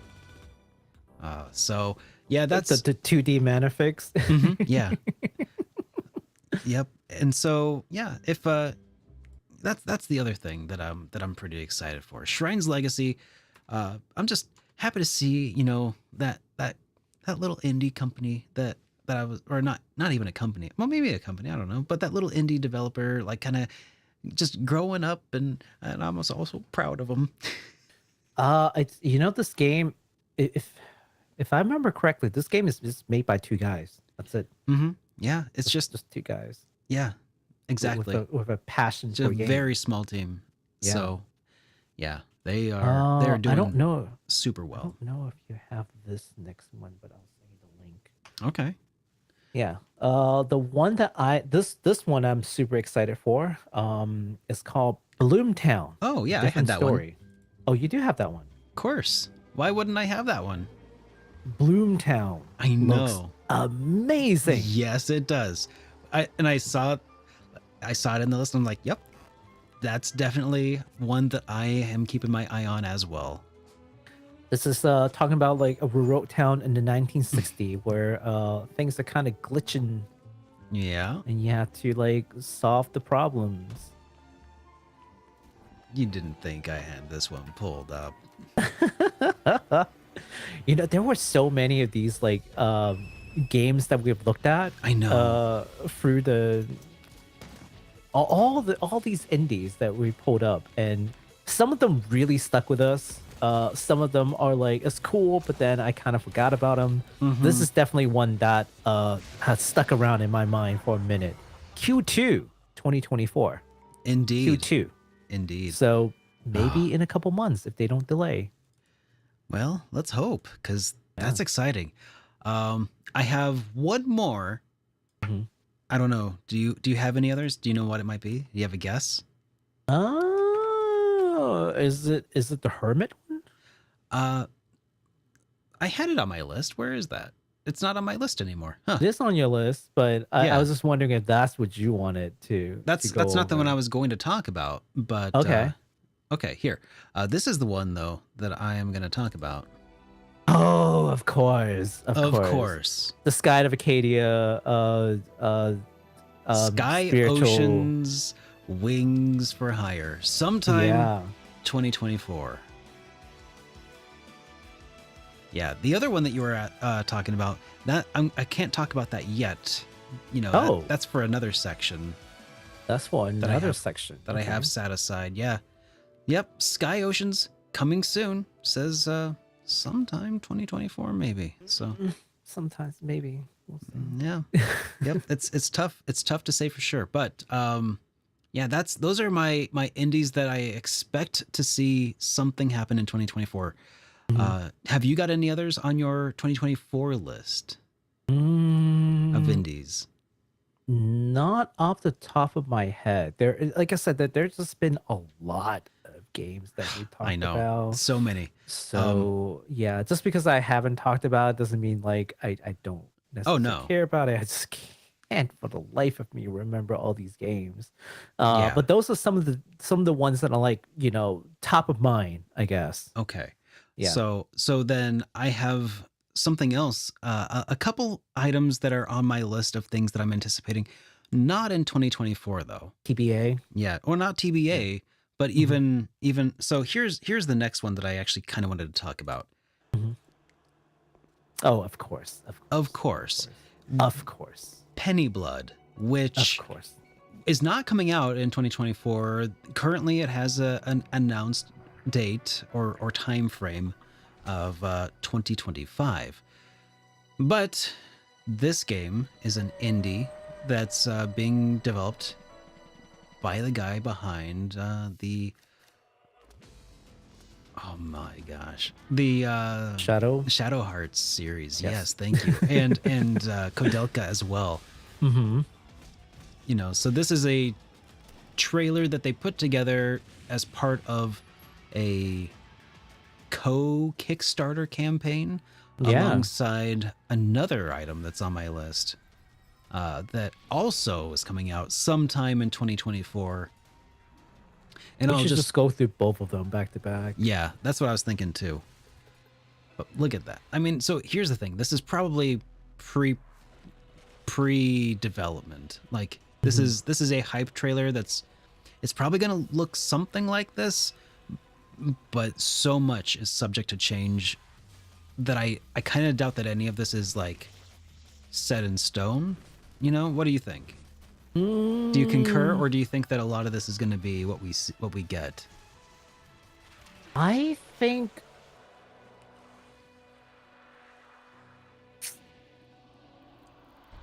Oh, that's so no, cool. I think they're gonna change a whole bunch of this. I think Yeah. so. I think they're gonna change a whole bunch of this. Yeah, and understandably so. And I think that they're going to do something very similar with this one.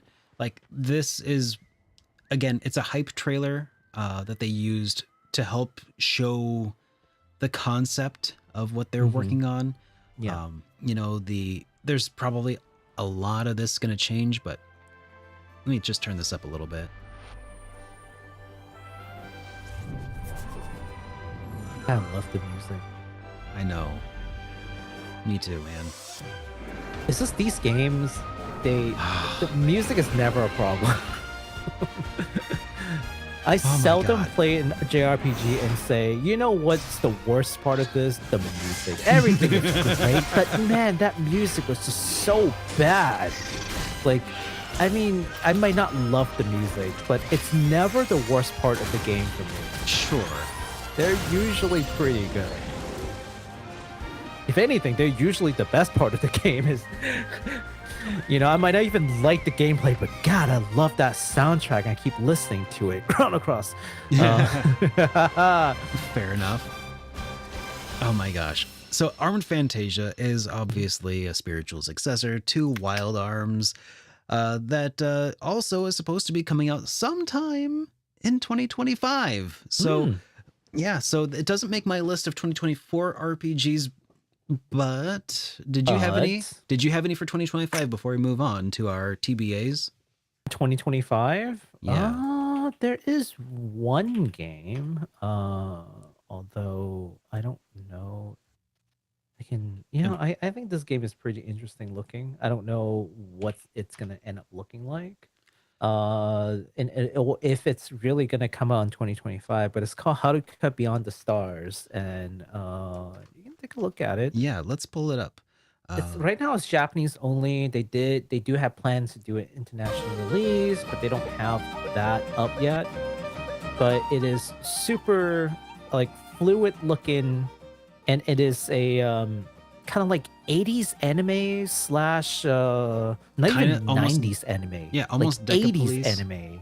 Yeah. And Ghibli, but also like 80s Ghibli. Mm-hmm.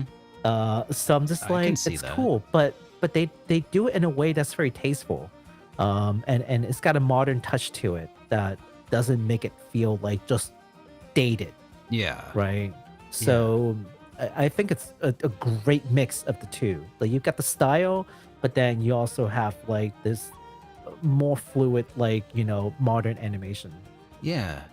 So this is supposed to come out in 2025, but we'll see. This is supposed to be, I think, like an exploration, first-person action RPG. Oh man, this is giving me this reminds me. You can travel between planets. Oh man, there was. Oh god, I wish I could pull it up. I don't know the name of it. It's something that we covered a while ago. It was. They're all things that we covered a while ago. I know. It's so true.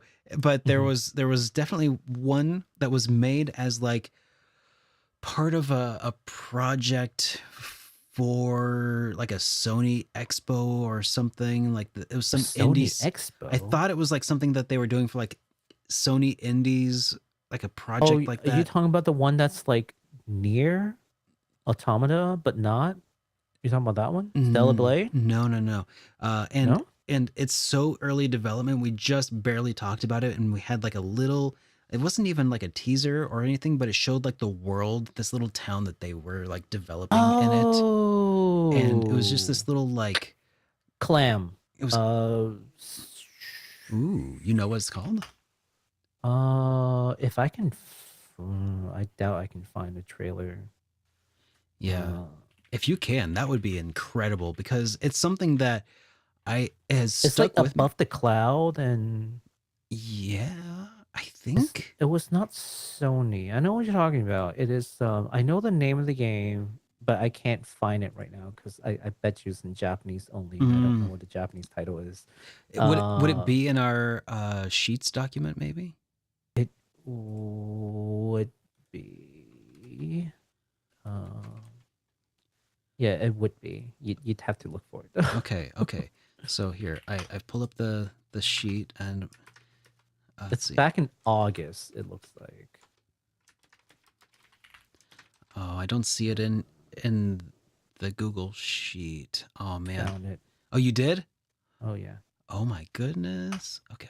Let me look this up. I'm excited. It helps to write these docs. Okay. It helps. Yeah, here. Okay. So again, is it this one? I think it is. Here, let me add it to the playlist and we'll watch it real quick because if this is this is it. This is like super early development. So early, but I am also so excited. Just by like looks really good. I know. Like it's so dumb that I'm excited for this, but just like kind of looking at it makes me happy. Like just the vibes, man. Yeah. So I think this is like a town that's built on like the cliff, and then you can like climb down to below the clouds and explore and such. I think that's the idea of the game anyway. Yeah. So yeah. Like I don't know if this game is ever going to come to completion or fruition, if it's going to be released. If it does, who knows if it'll even come out here in the West. It is such a long shot, but man, I want to look up information on this, see if they've got an update, because that'd be cool. But yeah, there's like the little stealth kind of stuff going on. I bet you that if there were any updates, it'd probably just be in that channel, just be in a different video. Let's take a look. That was 1 year ago. Yeah. Let's see. Their latest video is 1 month ago. Really? it's still. And I think it is gonna come on English because there's an English version. Oh, look at that. What? Getting Derek all excited over this. Okay. And then I'll also post the latest update, which is from November of last year. Oh my gosh. Okay. You're welcome. It helps to read. Oh my gosh. I love how you were able to pull this out from me being just like, hey, remember that one game? It was a while ago. Give me some description. Maybe I can pinpoint it. It was like a town. There was a town, and I really liked it. Hey. Oh my gosh. And there it is. Okay. Yeah, the town did it for me. When you told me it was a town, like, oh yeah, it's a town. Cool. I got you, bro. See, this is why I love working with you, Baku. This is great. All right. So I guess with that, we can move on to some other TBAs, some games that we're hyped for that we don't have dates for yet. I've got another one. But this one is like super duper teaser. It's from a developer that I've come to really enjoy. They're called Odin Cat, and this one is called Dream Channel Zero. All right. I think they are right now, at least, they're known for making games that will make you burst into tears by the end of it. So yeah. I would expect this to be something along that line. Oh man, they are very emotionally charged experiences. I'm still recovering from oh gosh, what was it? The fishing one?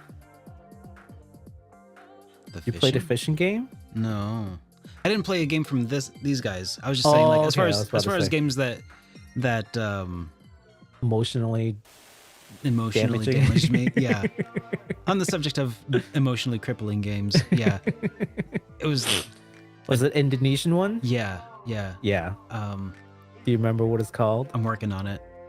I can't remember what it's called, but I know exactly what. Space for the Unbound. Yes. Space for the Unbound, man. I'm still recovering from that one. I also finished it, and yeah. For anyone who has never played Space for the Unbound, like, go give it a shot, man. It's super cheap. Fantastic game. Super cheap, high quality gameplay. Like, it's fun. It's not an RPG, but it's worth it.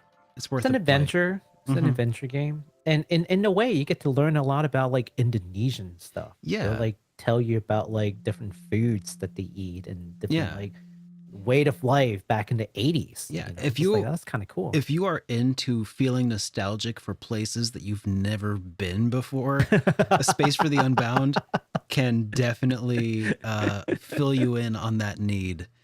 You feel like you've been there, but you've never been.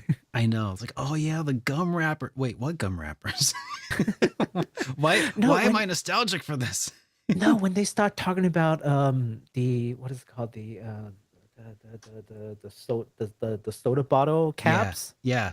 I'm like, yes, that was a thing. I completely forgot about that, but that was a thing. Even into like the 90s, that was kind of a thing until glass bottle was no longer like that's not as prevalent. And all of a sudden we don't have those bottle caps anymore. But bottle cap collection was totally a thing. Oh, totally. Yeah.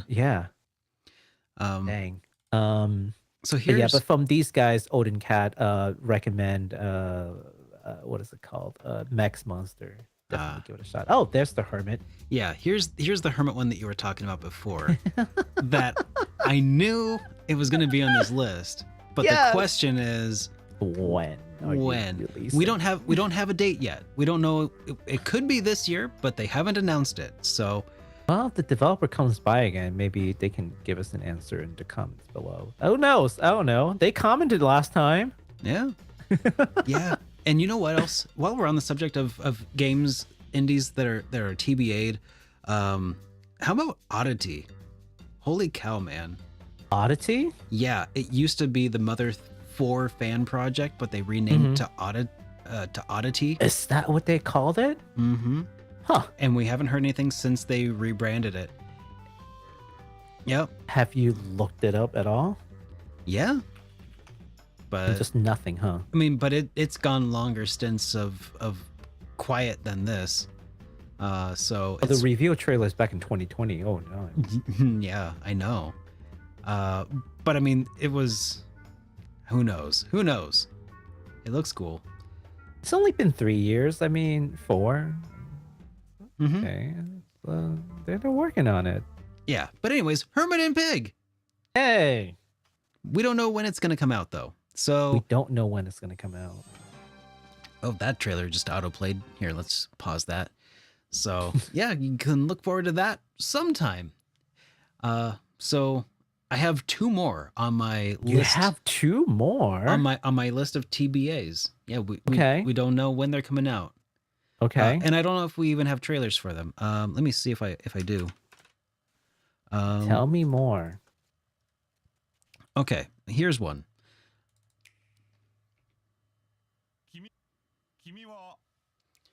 This one is a bit more corpo. You know, it's not an indie. Definitely not indie. Yeah. So this is not very useful. Here, let me skip ahead a little bit. There we go. So yeah, this is Ys, Oath in Filgana. Memoir, right? Yep. It's a remaster thing. Yeah, mostly remaster. So The memoir one. mm-hmm.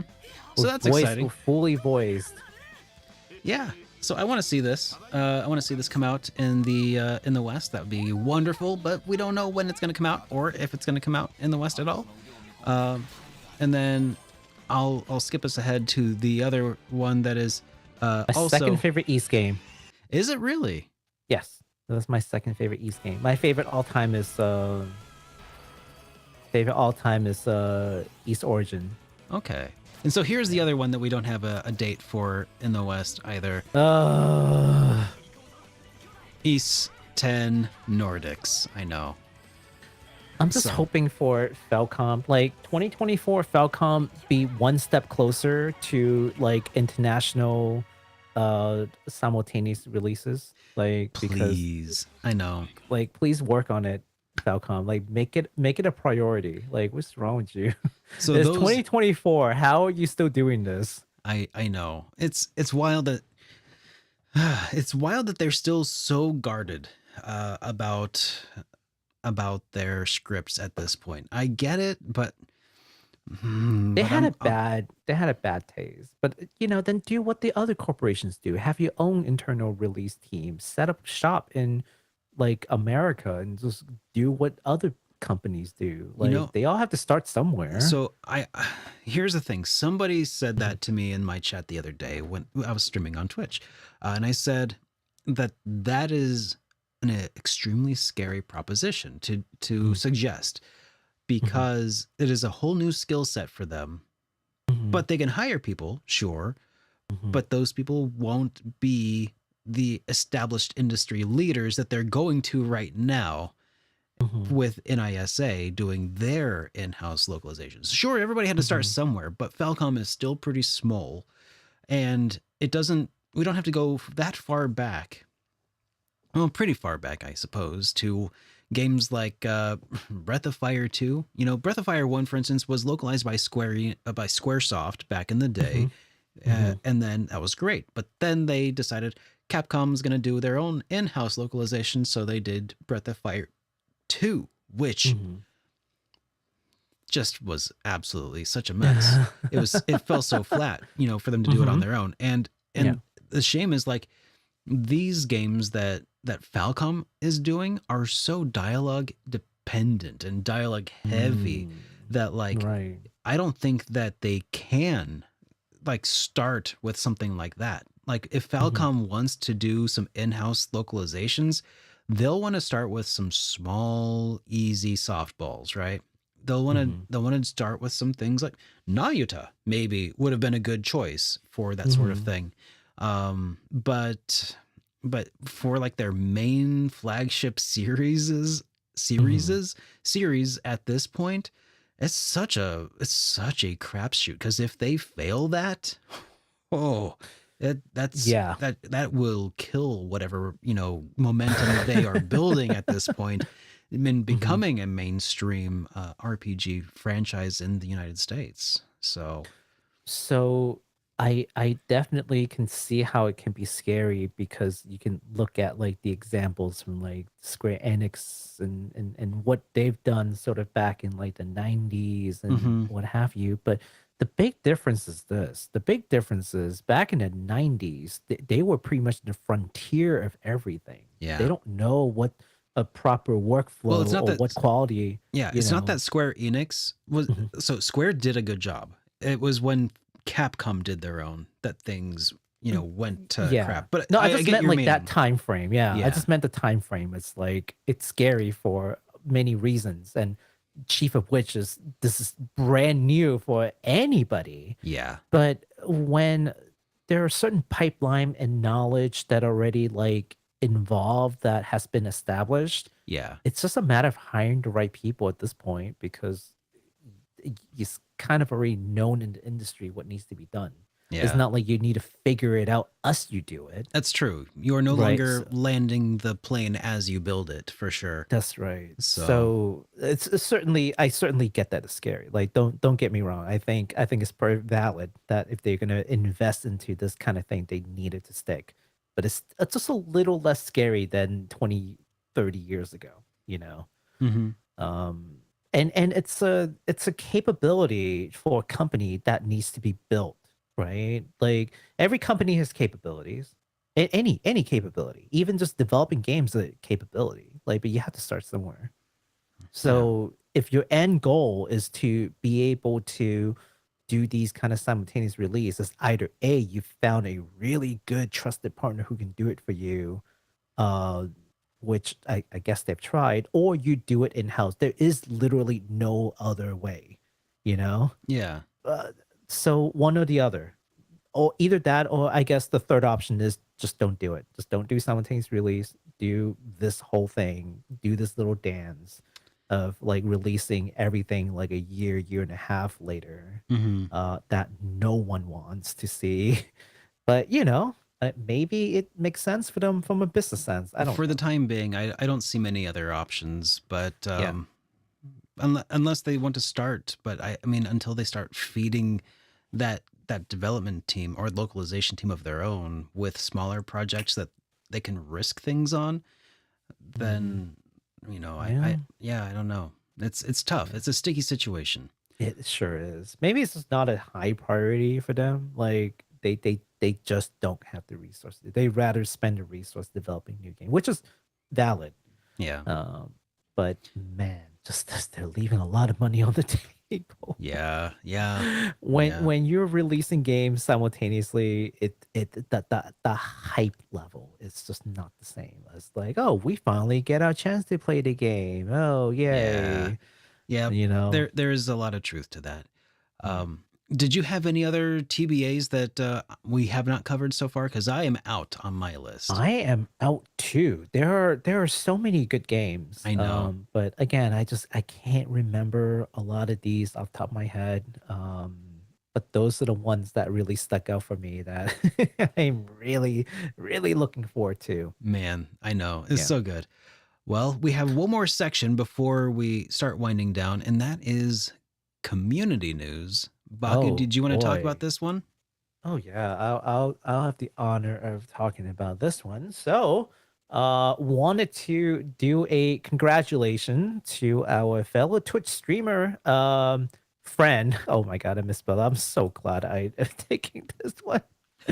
Yeah, our streamer friend, Mobile Pokemon 95, who's become the first person to ever beat Kingdom Hearts 3 on critical mode on a dance pad. On a dance So pad. on a dance pad, which is freaking amazing. I've watched Momo for a while. She's super sweet and she's super talented. Um, Definitely give her a visit. Are you pulling up the video now? I I am. Here, I'll just I think you should pull up like the Twitter one because that one is shorter. The other one's like, Oh, I just skipped ahead. So you Oh, can okay. see the setup here on the upper left where she was literally just standing on a DDR pad yeah, and playing against critical mode. Yeah, critical mode. That is so wild.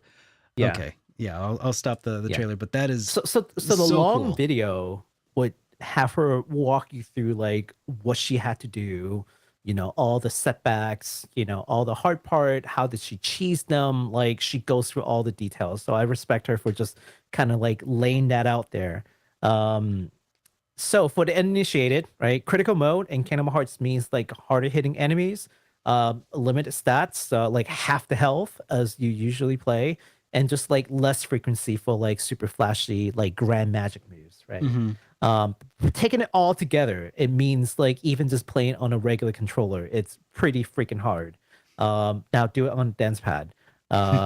Just that much harder. So hey, she got covered recently, I think on the Gamer. So Yeah. we're just like, oh, that's super cool. So I just had to talk about it. So congratulations again, Momo. You earned it.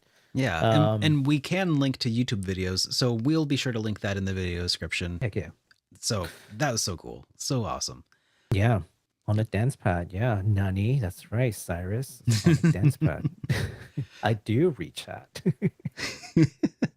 All right, so that leaves us with just responding to some super chats as we wind things down and kind of catching back up with everybody. As you might have seen throughout the show, we've been showing these little messages that I added to help remind people throughout the show that we do respond to super chats at the end of the stream, so that people can not throw money at the screen and be confused why we're not reacting at all. Yes.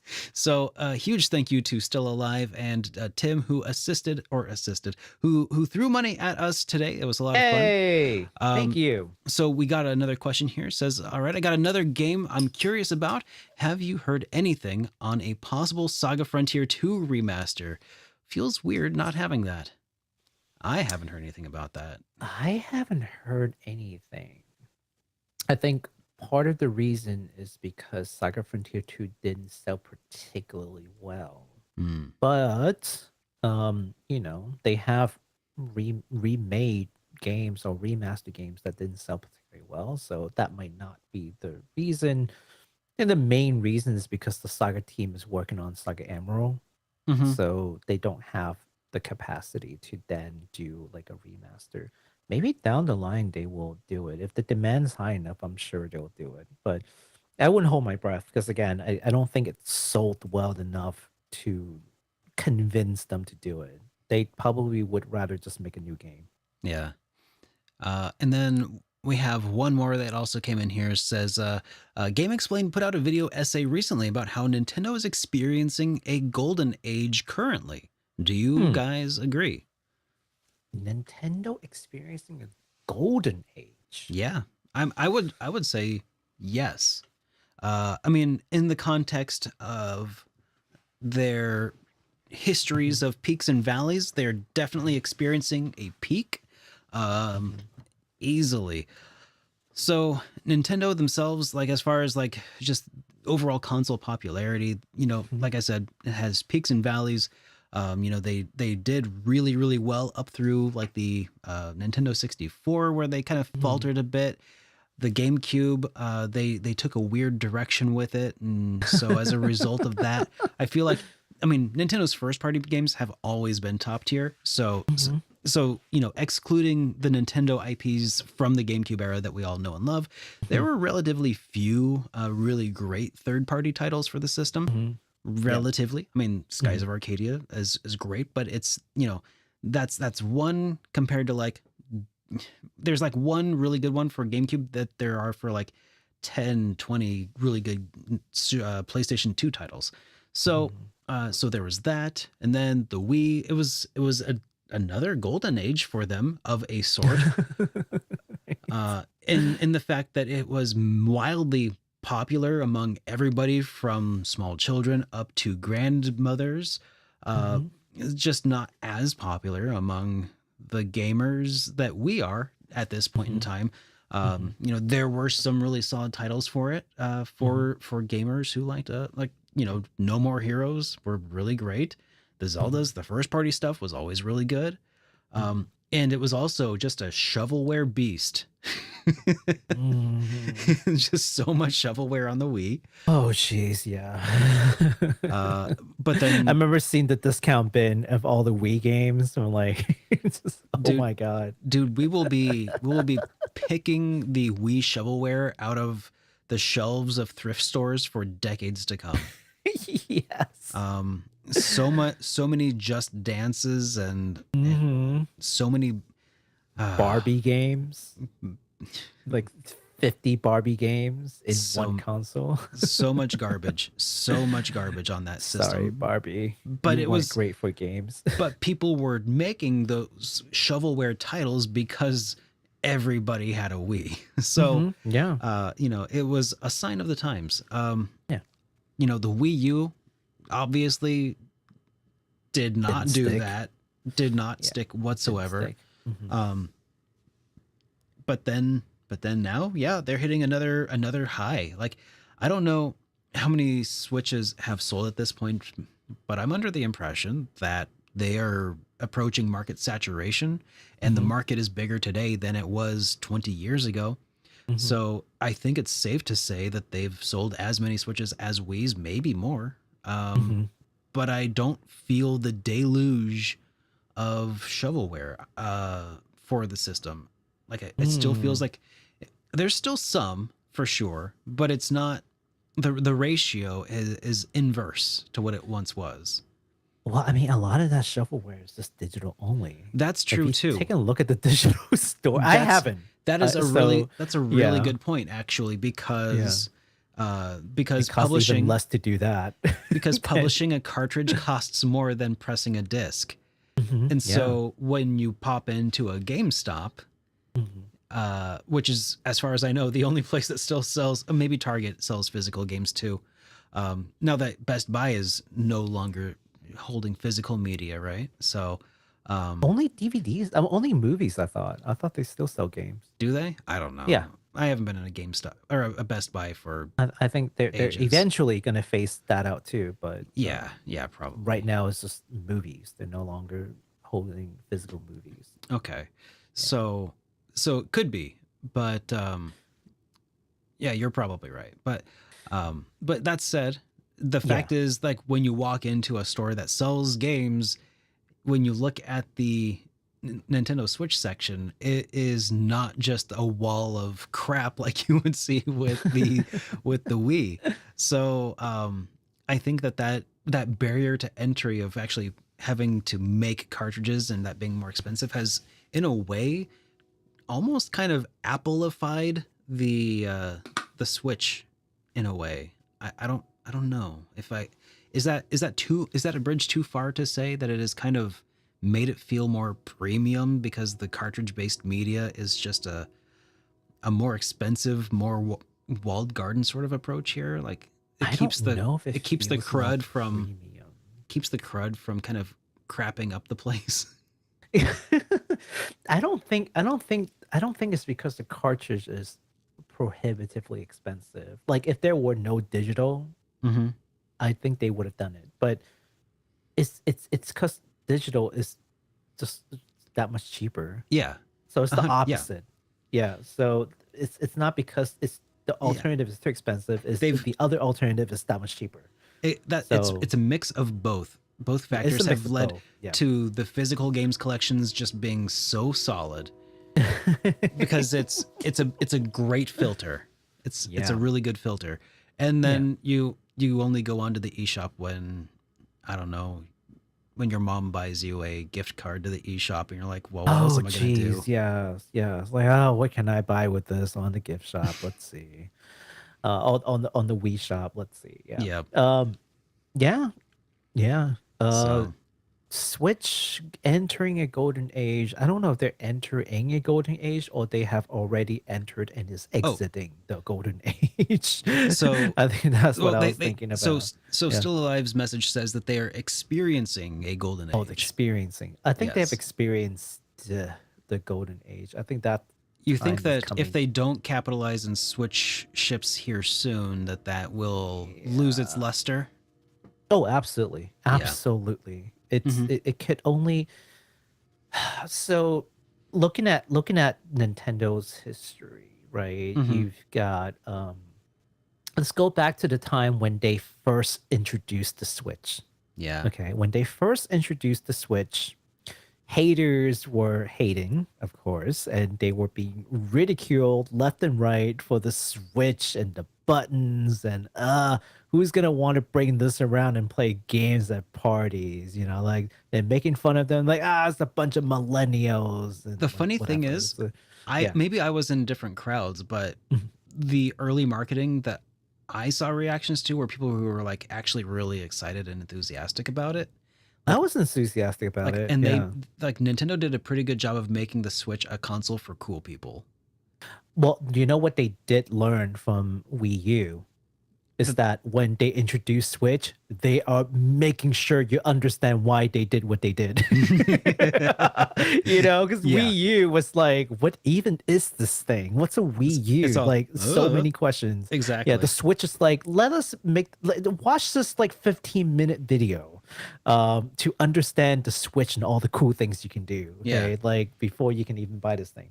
So there's that, right? But the main criticism, at least at the time, Hmm. was how it's not as powerful as the PS4 or Xbox One. Sure. And to then what the Nintendo has responded with, we're not basically they said we're not We're not playing that interested. game. Yeah, Yeah. we're not interested in competing in that arena. We want to focus on making a console or a console that's accessible and it's user friendly and can do cool things with these hardware, Yeah. right? Which, true to their words, there's nothing that Sony or Xbox can do Hmm. even today. Being able to take the console to go play and then dock it and play it on TV Yeah. is actually really cool, and I still enjoy that function. Yeah. Even like now, like you're talking about Steam Deck is just trying to do this thing that Switch had made popular. Hmm. So it is absolutely a great idea. But at some point, the newest games are starting to exclude Switch as a modern console. What Yes. are you going to do? So Well, you I do have to play that game a little bit, yeah, right? you do. Yeah. You do. You have to.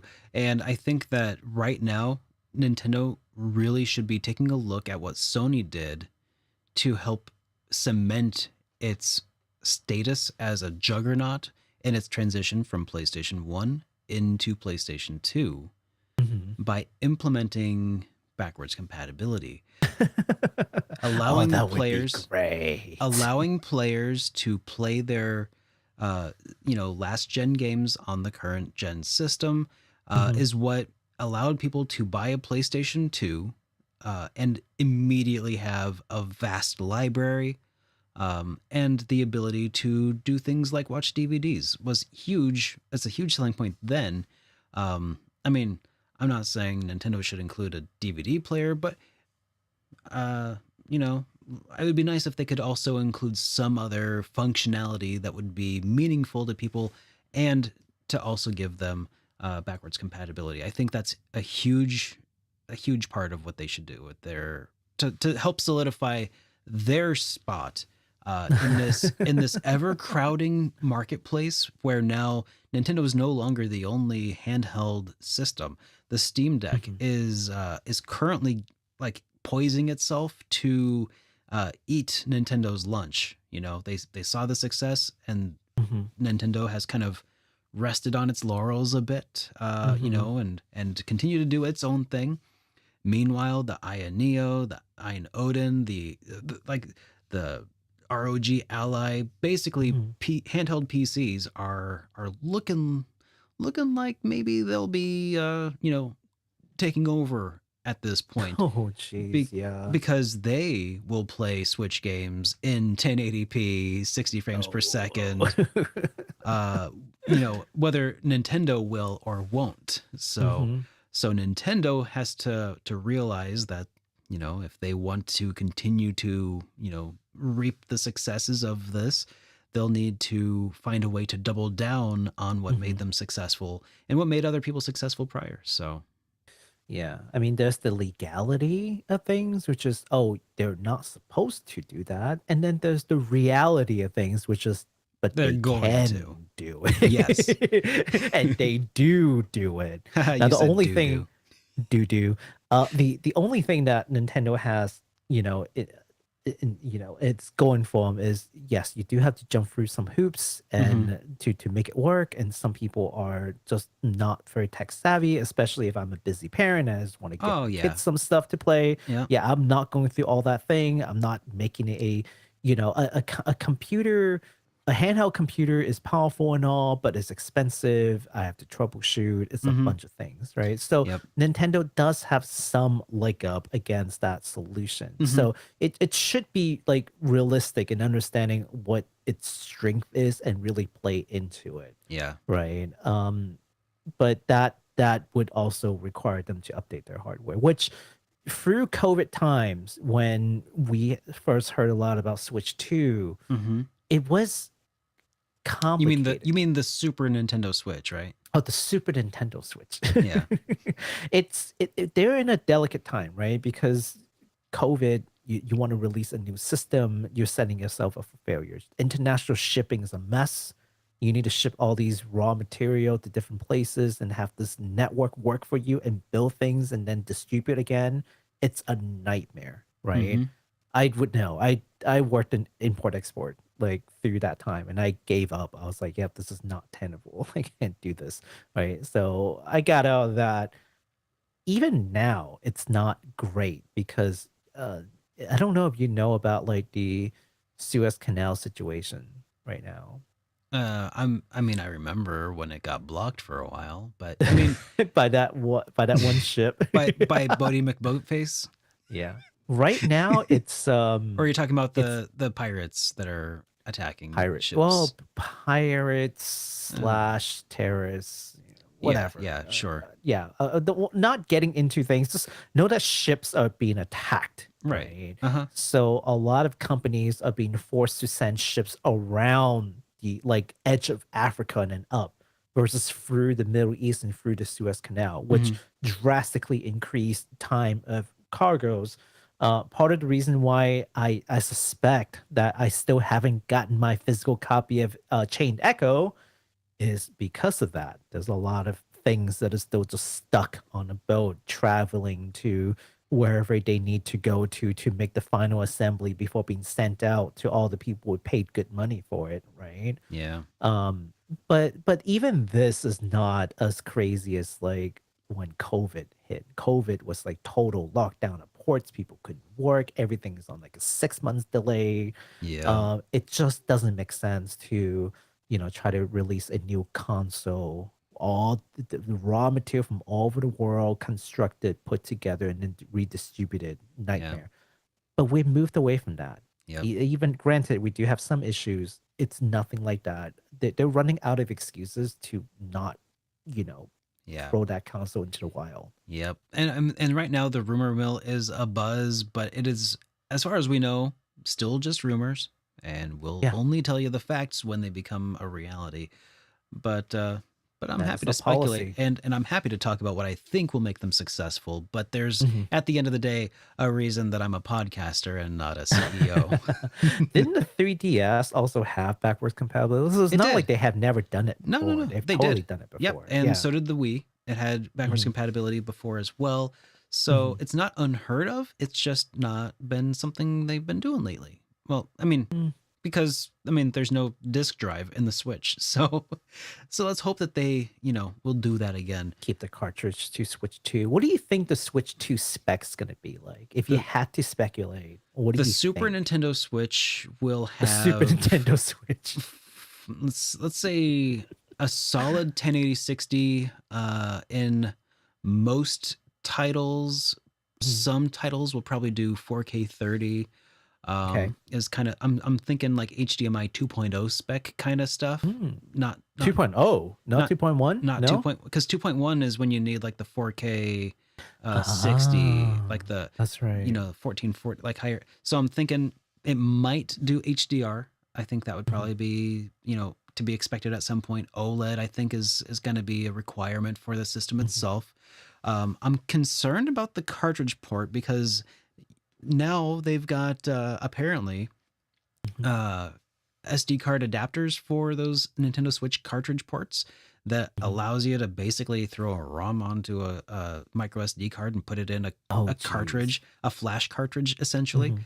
It's So an R4 all over again. yeah, kind of. Yeah. Yeah. So that's exactly right. So the Yeah. thing is, like, if Nintendo's already started production or late development of this system, they probably got to send it back to the drawing board to make sure that they patch whatever vulnerability is being exploited there. Oh So, no. so that's kind of a pain in the tuchus, Mhm. because well, and maybe that's for the best, because imagine Nintendo put out the Super Nintendo Switch and then they release that thing and it's still effective. That would be nuts. My So, headcanon for what happened um to Nintendo Switch, mhm. basically the Super Nintendo Switch, if you Oh, will. thank you. Uh-huh. Yes. This was that they actually were probably ready to release it and announce it, and then just before they did, something happened. Mhm. And I think that this has happened at least twice. I wouldn't I be think they surprised. were close to just announcing it. They had everything working, and then boom, something drastic. One of The those CEO somethings is just called it and mhm. just like, no, we're not going through with it. Abort mission, and then Yeah. just like scrap. You know, Mhm. Yeah. yeah, Because at this point the Nintendo Switch has probably gone on 1.5 times its expected lifespan. yeah, absolutely. Yeah. I mean, I So, think COVID has something to do with it, because likely, of all the likely. shipping and production issues that they're just setting themselves up for failure if they try to release it during COVID. But Um, you know what I will say though, I don't think that there will be too many more console generations that matter. but Um, yeah. and what I mean by that Mhm. is that at a certain point, like the amount of horsepower you need to create really incredible experiences stops being relevant. You know, Mhm. like you can Mhm. know, like at this point, people are not just chasing like the. I mean, some people will always chase the best looking graphics, and those people are Mhm. probably playing on PC. Let's Yeah. let's be real. Um, so as far as like consoles go, at a certain point, it's really just going to be about convenience of play, Mhm. being good enough for most things, and at a certain point, like we're hitting 4K 60 HDR gameplay. Like how much further do we really need to go 8K, before obviously. Hyper realistic AI bots. Come I on, Derek. you know What are you talking about? like we've introduced ray tracing into this whole thing, Mhm. which is really cool, but like I feel like the 30 series 40 series cards have pretty much got that nailed down pat. So, Mhm. how many more console generations? I'm talking like 10, 15 years from now. Are we going to ever need to upgrade from whatever system comes out 15 years from now? I don't know. Calling it now that the graphics card, what if Nvidia can have their way, calling it now that they're gonna push games to have like machine learning capabilities, and then they're gonna push their cards to be like the machine learning core. Oh yeah. So Oh it yeah. wouldn't even just be graphics; it would be like graphics. I mean, it's just calculations. Well, It's all it is. It's just well, calculations, funny. right? See, So if I think if Nvidia graph had through the their way, circle. they would they would make the 40 or 50 series cards the Mhm. last one, um, Yeah. or the last one that they actually have to develop, Mhm. because then they'll just kind of just increment the number a little bit, give you like 10 more frames per second here. If Nvidia had their way, they would rest on their laurels and just reap the rewards, because they did that. They I mean, did that's the that. only reason why I root for Intel and AMD to Uh-huh. be a competitor. Like, be Yeah, a to be viable competitors, exactly, competitor. because that's what Right. Intel also did. Yeah. is they rested on their laurels for ages. Mhm. And then AMD's like Ryzen, and they're like, Exactly. So, I mean, anyways, they were still very Mhm. dismissive. I don't remember, but when Ryzen first came Oh, out, God. Intel was so dismissive. They're like, whatever, yeah. You can And just then the sale starts coming up. They're like anybody can sweating. just glue some cores together. They were just laughing in their like headquarter board meetings. AMD, yeah, okay, Betty. And then 5 years later, the sales Imagine being officially took Intel. over. Imagine being Intel and just kind of allowing, like in your mind, you're allowing AMD to exist so that you don't appear to be a monopoly. And then suddenly your lunch is gone because AMD just ate it for the last several Ooh. years. Oh, geez, yeah. Love to Okay. see it though. Love to Yeah. see it. Yep. Yeah. Love that comeuppance. But you know what? I think that as far as super chats go, I think we've covered this one pretty thoroughly. Very, very thoroughly. It was a really Thank fun you discussion, so much though. again. Yeah, thank you so much. And thank you all for watching and hanging out with us tonight. It has been a pleasure to stream for you guys all.